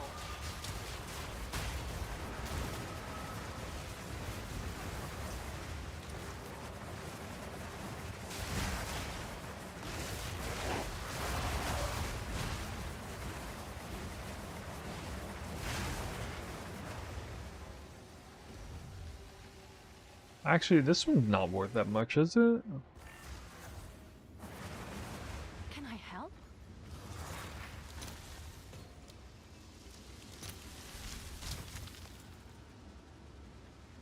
Oh, 4.6 div. Okay. Alright, worth a highlight. Sure.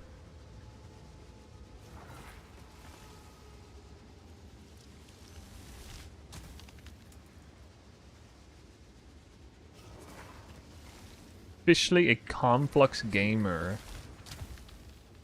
Which means you're a Trinity gamer too, right? Don't tell me you're a Conflux no Trinity gamer. Them guys just weird. They're just weird. Dude, imagine if I drilled T1 Spirit into that. What? Alright. I don't know.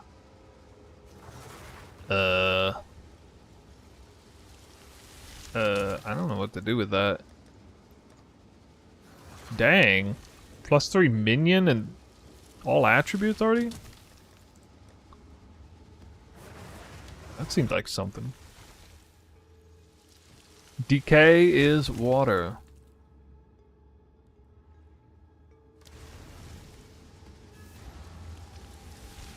Should I change my strategy to 140 rarity, go for rare tablets instead of quant? So I see this working for you. It's not really about you being 140 rarity or whatever, but yeah. Yeah, I would recommend that. So you're crafting your waystones with pure rarity, and you go pure rares for your precursors. Also really nice if you're running Headhunter, because that's a lot of extra Headhunter buffs. Especially on the Super Juice maps.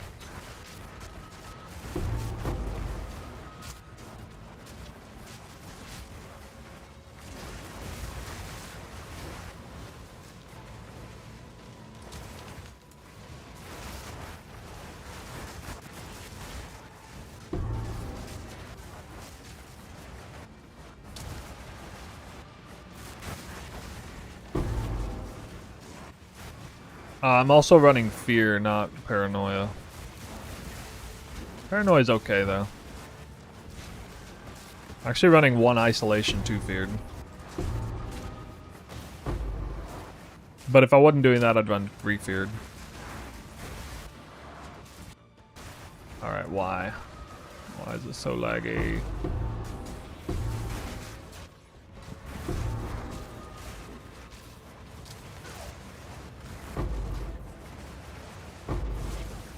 Was that just 1 breach? Oh, no, okay, it was 2.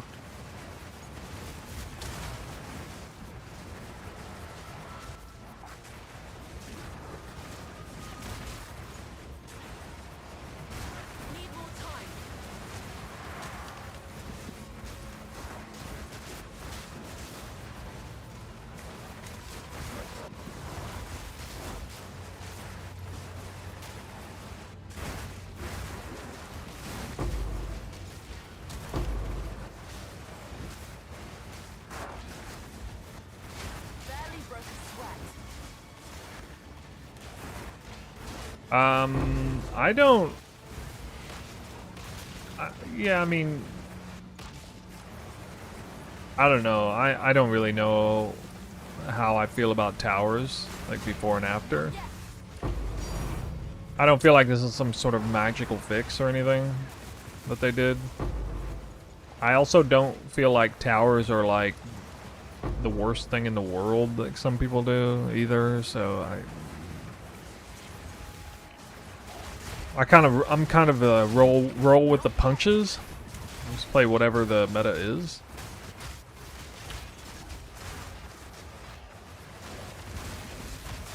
I guess objectively it's easier for me to like juice maps now, but we also literally can't get as much juice on maps now either. So I mean, like I would have probably liked running Overrun maps on 4 breach precursor setups, you know. I probably would have liked that.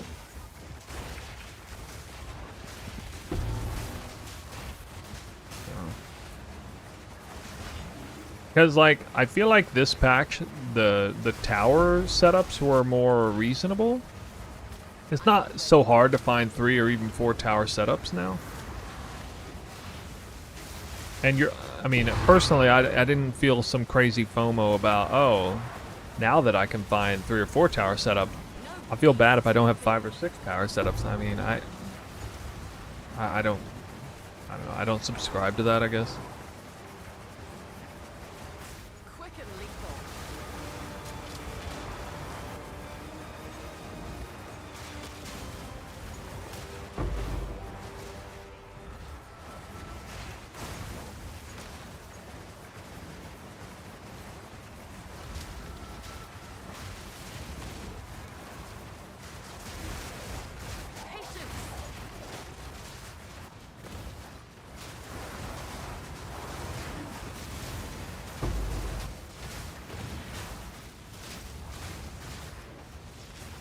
Then I got 12 chaos.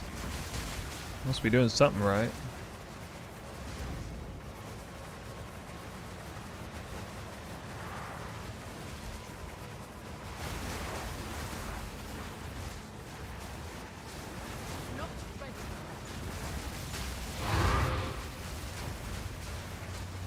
You don't absolutely 100% have to have support gems in the Herald. So worst case scenario, you just leave your strength lower. But the next best thing is to lower the level of your Conflux, Cast on Crit, and Siphon Elements a little bit to get the strength. And next best option out of that is a high tier max or high tier all attribute roll on Amulet. We'll cover you there.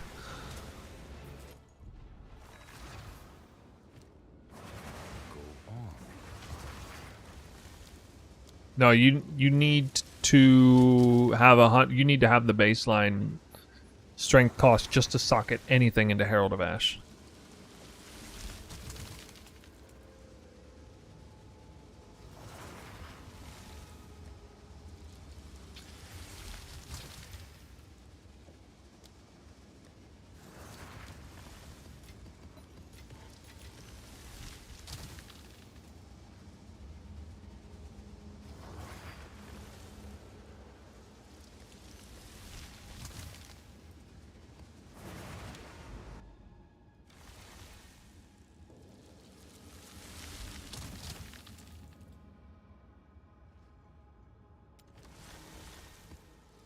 Lick.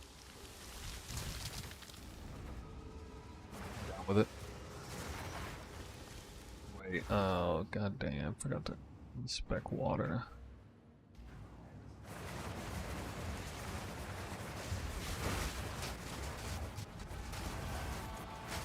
Not yet. An easy Second time I forgot to undo the biome. Yeah, fancy seeing another wisp. Here we not go. yet.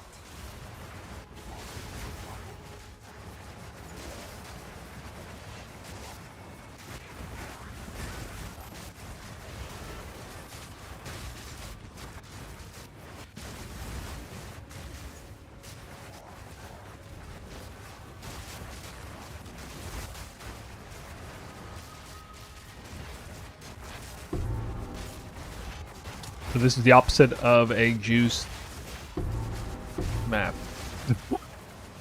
I nerfed myself. At least I didn't proc everything. Yeah, random teleports is Headhunter. Sometimes it's Call of the Week, but yeah, like I did a little Call of the Week there, right there, but mostly it's Headhunter.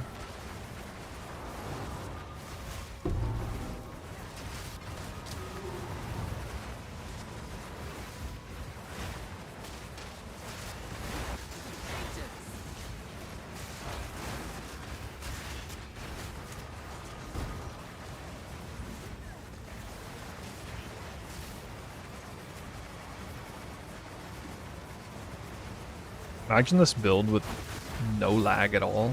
Won't choose content, that'd be insane.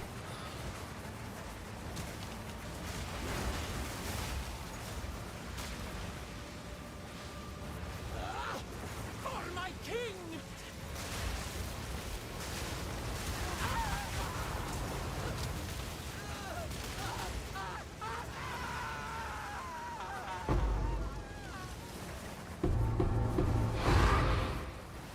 Yeah, the mana leeches for those, yep.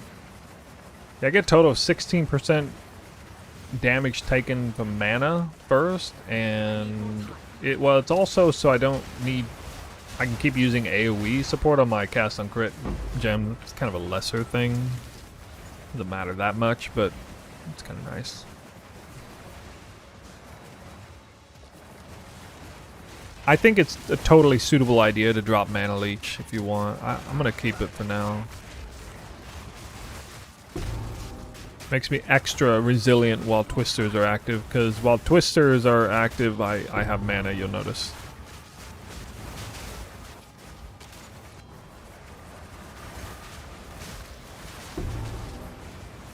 Barely broke a sweat.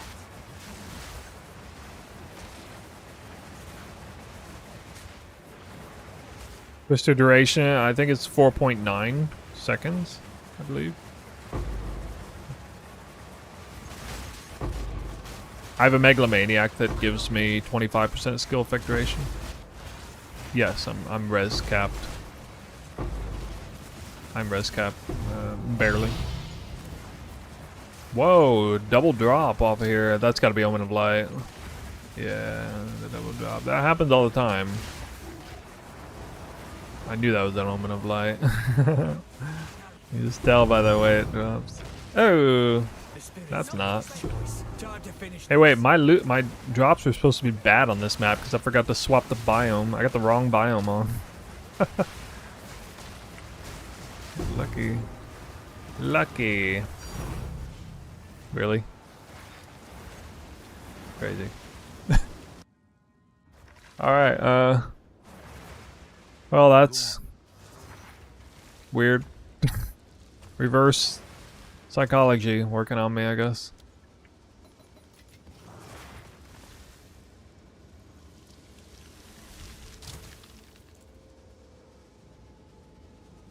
Okay.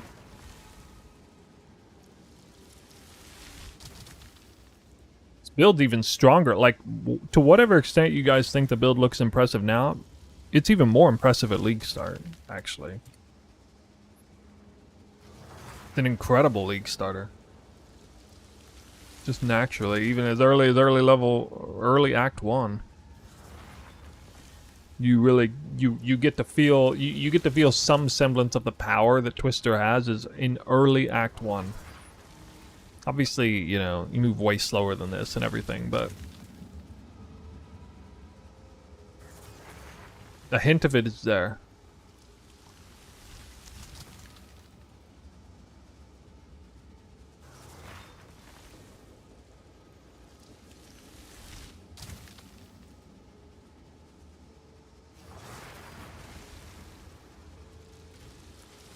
Can't wait for all the nerfs. I don't see it getting nerfed, really.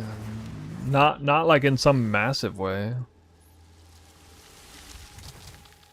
That'd be strange if they nerfed it.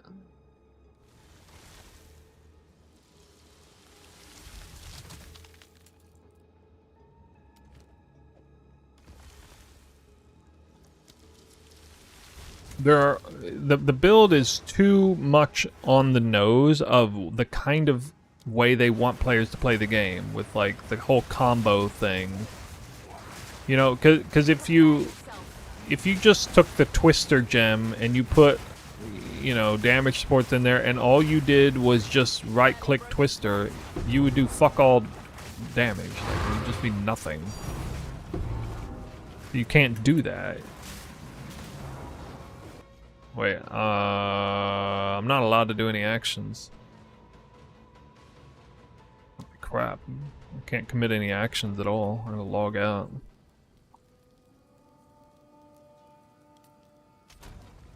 This mouse bugged or something.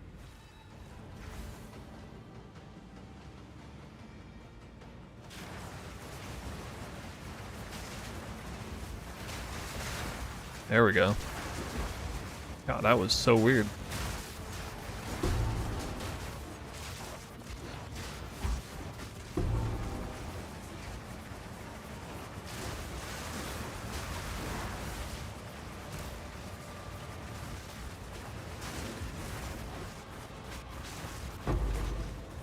The heralds from Coming Calamity should work as a snapshot both ways. So if Whirling Slash makes the kill, it takes on the effect of the Coming Calamity weapon set one side. If Twister makes the kill, it gets the crazy high boosted damage component from, you know, the spirit, all that gain is extra fire on the scepter and all that.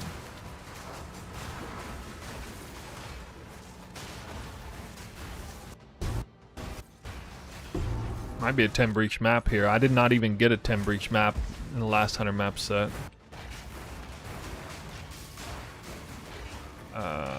It's not actually casting though. That's kind of awkward. The game really hates it when I do 3 breaches at once. It really hates it.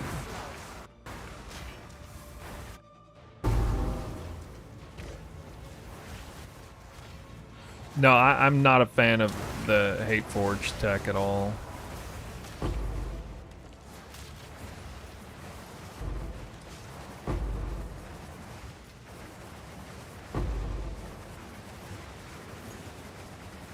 I mean, it's too easy to get charges. It's way too easy to charge it. I mean, I don't know. What, Amazon needs it for single target, I guess?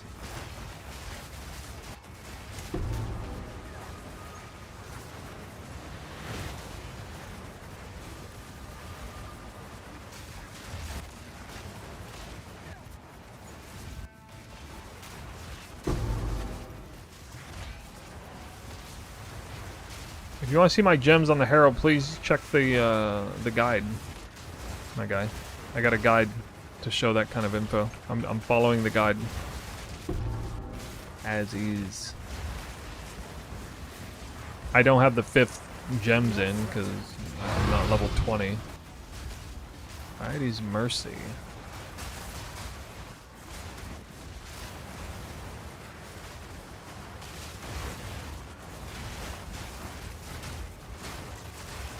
Or exclamation point profile.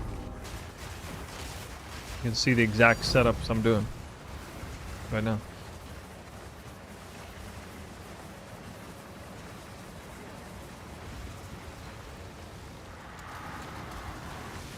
My time has come. Now you die!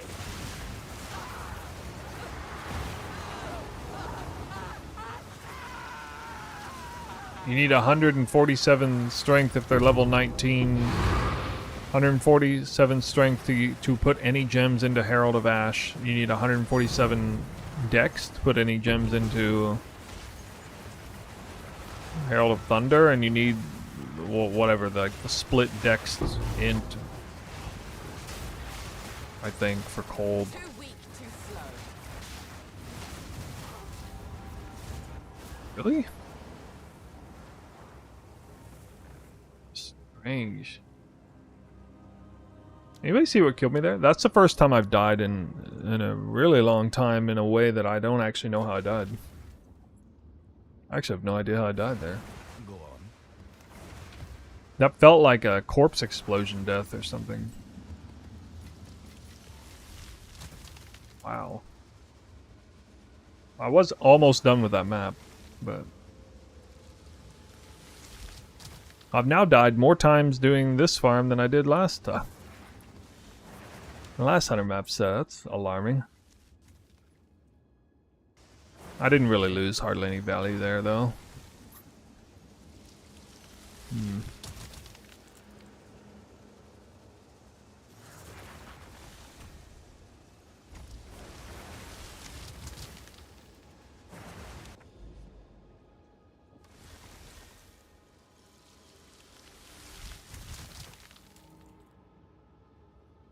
Alright, we got a big map here.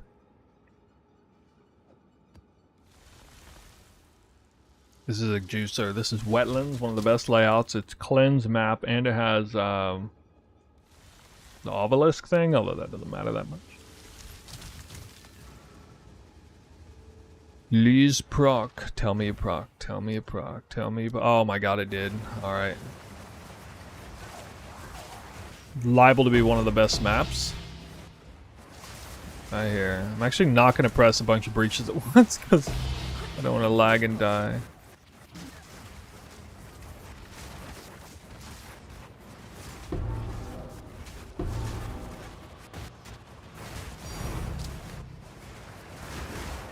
It's kind of map where you could drop like 5 divines. It wouldn't actually even be strange.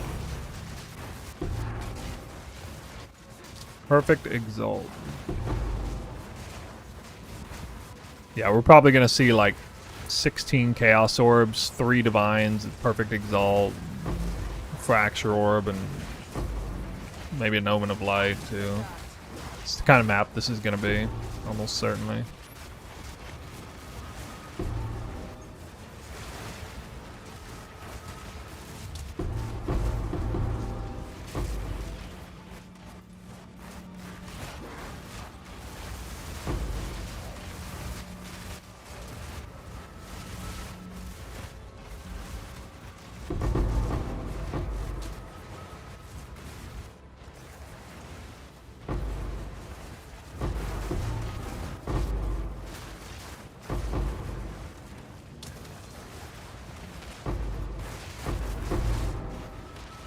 Need more tanks.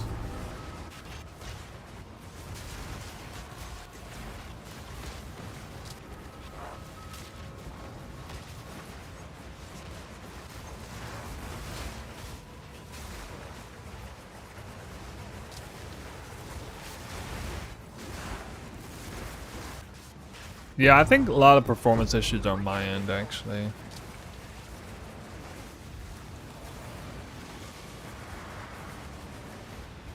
My PC is kind of old now. I'm not a rich streamer.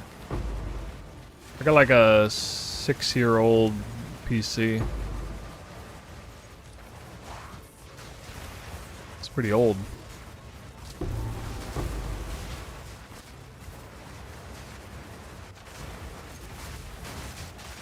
I think I replaced my last one at like 8 years.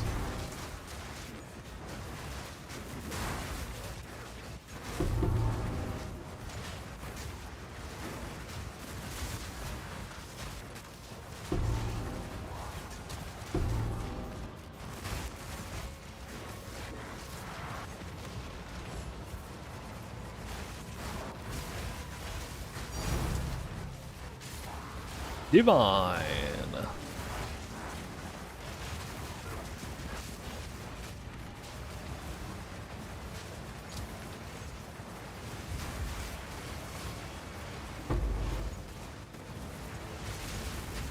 This is the best water map in the game, by the way. In case anybody didn't know, you can see the layout right now. Wetlands is the best water map in the game, layout-wise. This Confluence is the best layout in the game, just non-water layout.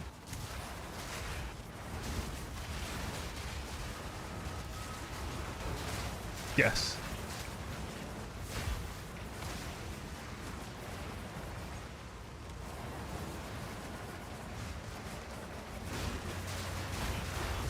Barely broke a sweat. Yes, there is water on this map.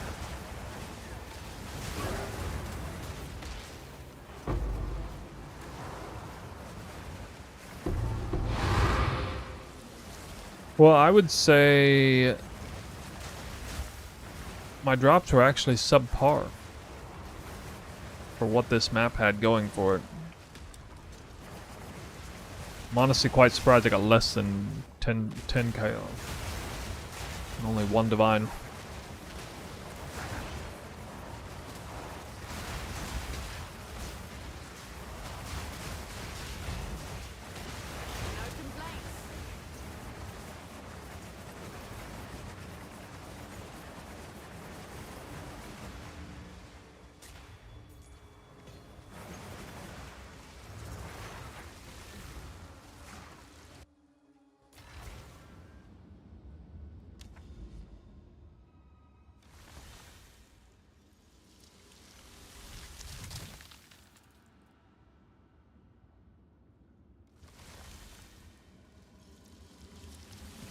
No complaints.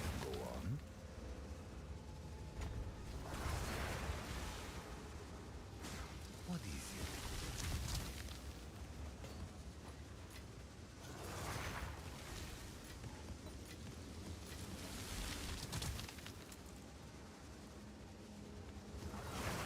Big Savannah Juicer. Increase effective prefixes. Good news for you. This could be good. That means they're gonna do way more damage. Suffix, right? Yeah, okay. Oh well. Let's be careful.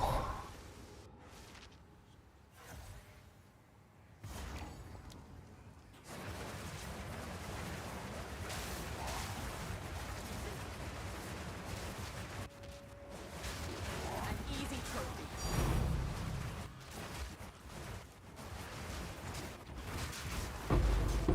I heard that.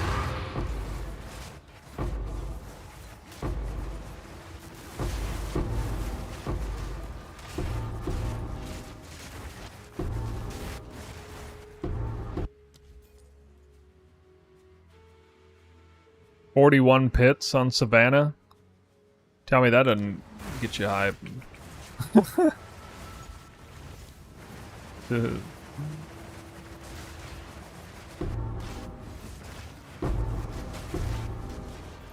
I definitely put an 18er in this. I don't think I proc the prefixes though. Map's very rippy. Now I've increased effective, adds extra cold and chaos. Scored both of the mods.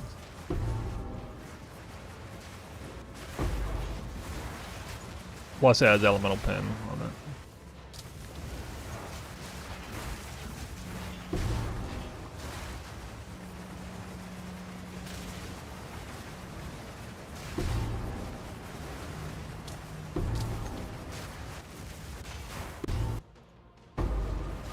Oh man.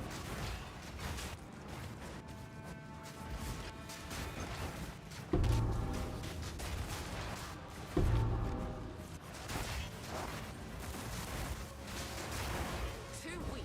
Too slow. So many abysses. I shall overcome. Might actually fit all 41 of them on here.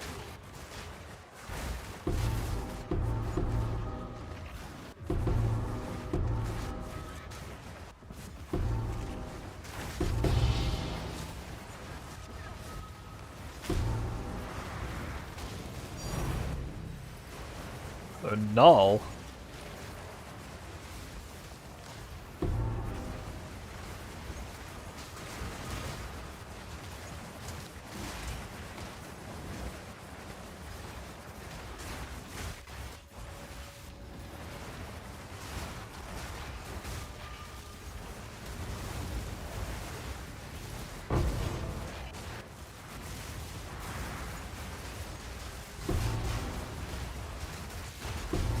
Getting better drops from the chest than the drops.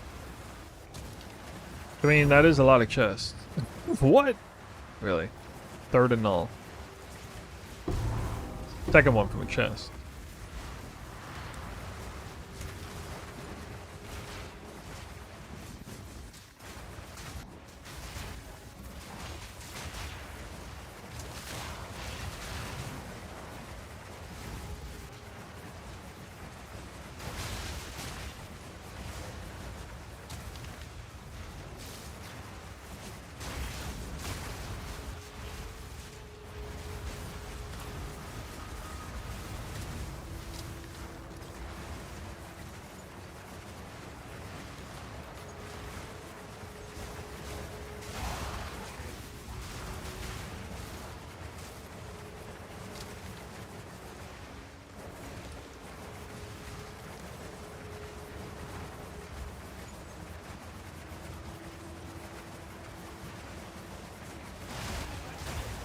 Yeah, I'm running.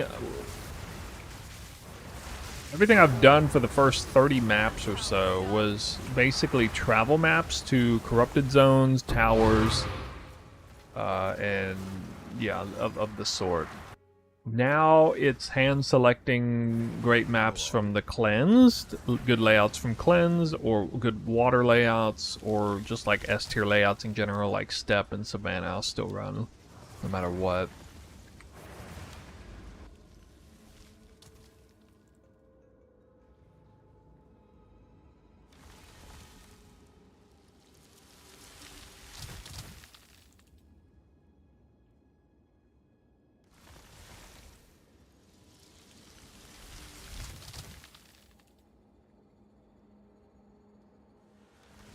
I actually like Epitaph. I think I'll run it.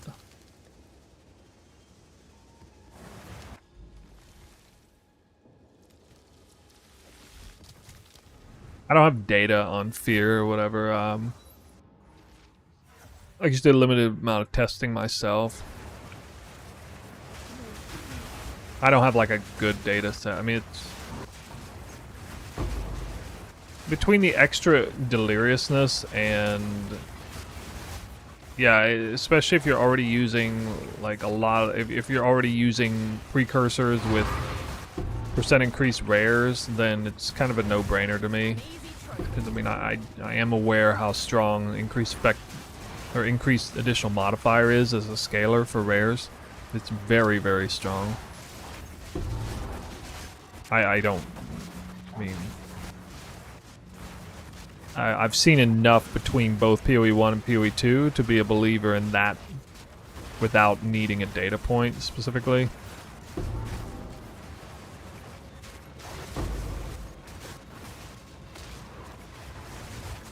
If for some reason we had no way of like increasing number of rare monsters and like paranoia was the only way to do it, then that would be different, but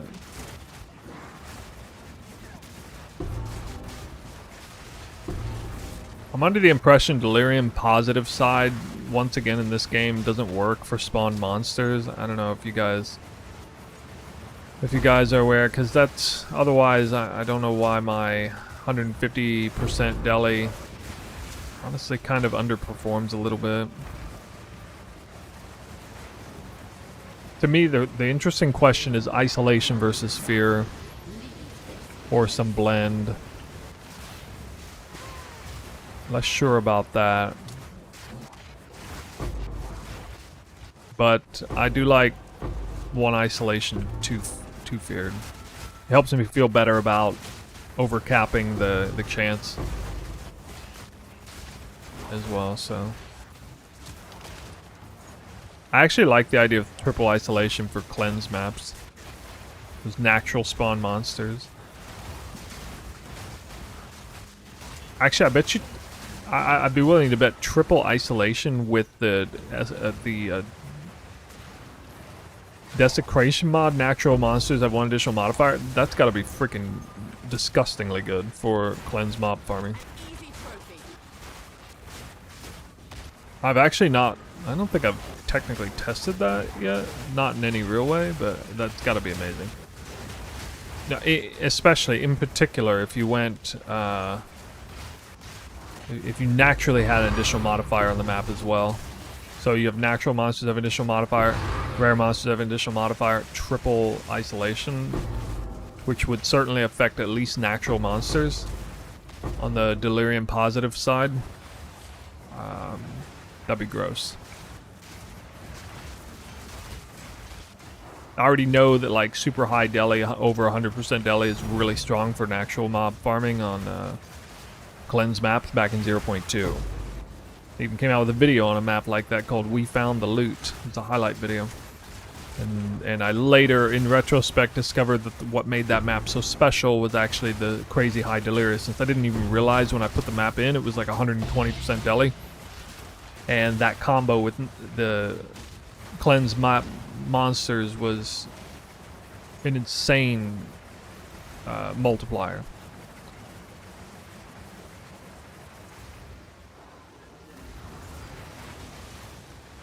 Not done yet. I'm getting tired. We gotta stop after this map. Can't even like. I almost like just like stopped running this map in the middle of it, thinking I was done.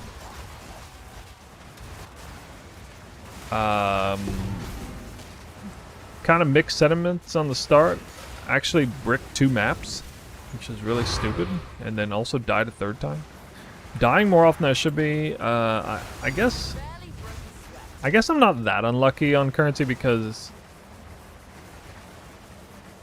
I just did a bunch of like, you know, running overrun maps on tower maps and things, just not getting that much out. Now I'm running, you know, cleanse maps, seeing stuff like this. 13 chaos, 2 div, 1 annul. I think that was all from 1 map. Yeah, it's all from 1 map. That's very good. That's not even water maps. That's super good. That's crazy good results for non-water map. Like, that's, you know, part of the power of cleansed monster farming as well. Kind of hybridizing in farms. There's no real direct synergy there. There's cross synergy and rarity and rare monsters between 2 strats, or well, breach, abyss, and cleanse monsters all at once. Definitely some crossover.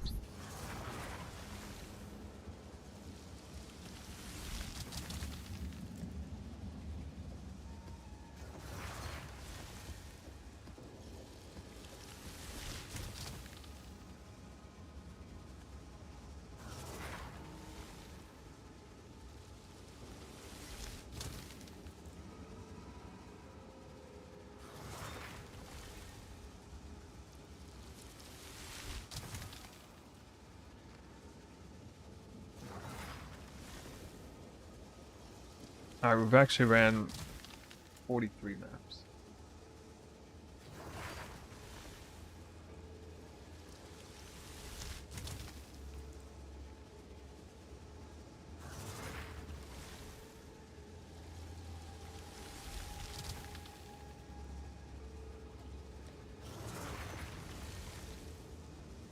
$28 divines. Actually, I'm a little bit further behind on divines than I expected. I think I'm just getting unlucky on them.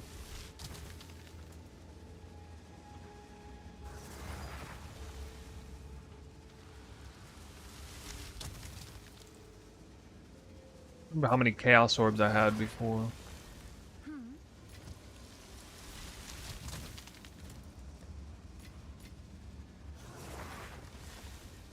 Dropped items are lucky. That's only for streamers. You don't need to worry about that. Okay, guys. Here's the plan. I'm going to come on tomorrow before... earlier. Much earlier than today. I'll be on tomorrow to continue running the maps. We're not going to get done with the farm tomorrow, but we'll get a big chunk out of it. So there's only like 10 to 20 maps remaining after tomorrow.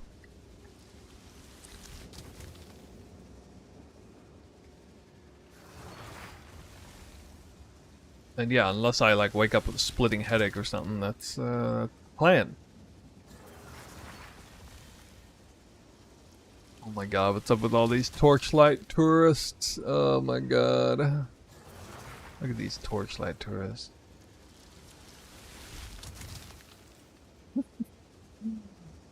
I'll raid the farmer here. He raided me recently, didn't he? Raid X the farmer. What? This is the he is definitely the rookie of the year for PoE 2. X the farmer. Come out of nowhere. He's 192 people watching right now. My goodness. You've been pumping out content like crazy. Makes a lot of content kind of similar to mine, actually. So, from Twitch, we're rating the farmer, and from YouTube, we're rating nobody. We don't do that. So, I'll see you guys tomorrow, probably about 12 hours from now. By 12 hours from now, I think I'll be on. Ring Amulet Craft video is out. Check it out on YouTube. How much worse as Amazon would be? Can build it for half decent. Yes and yes.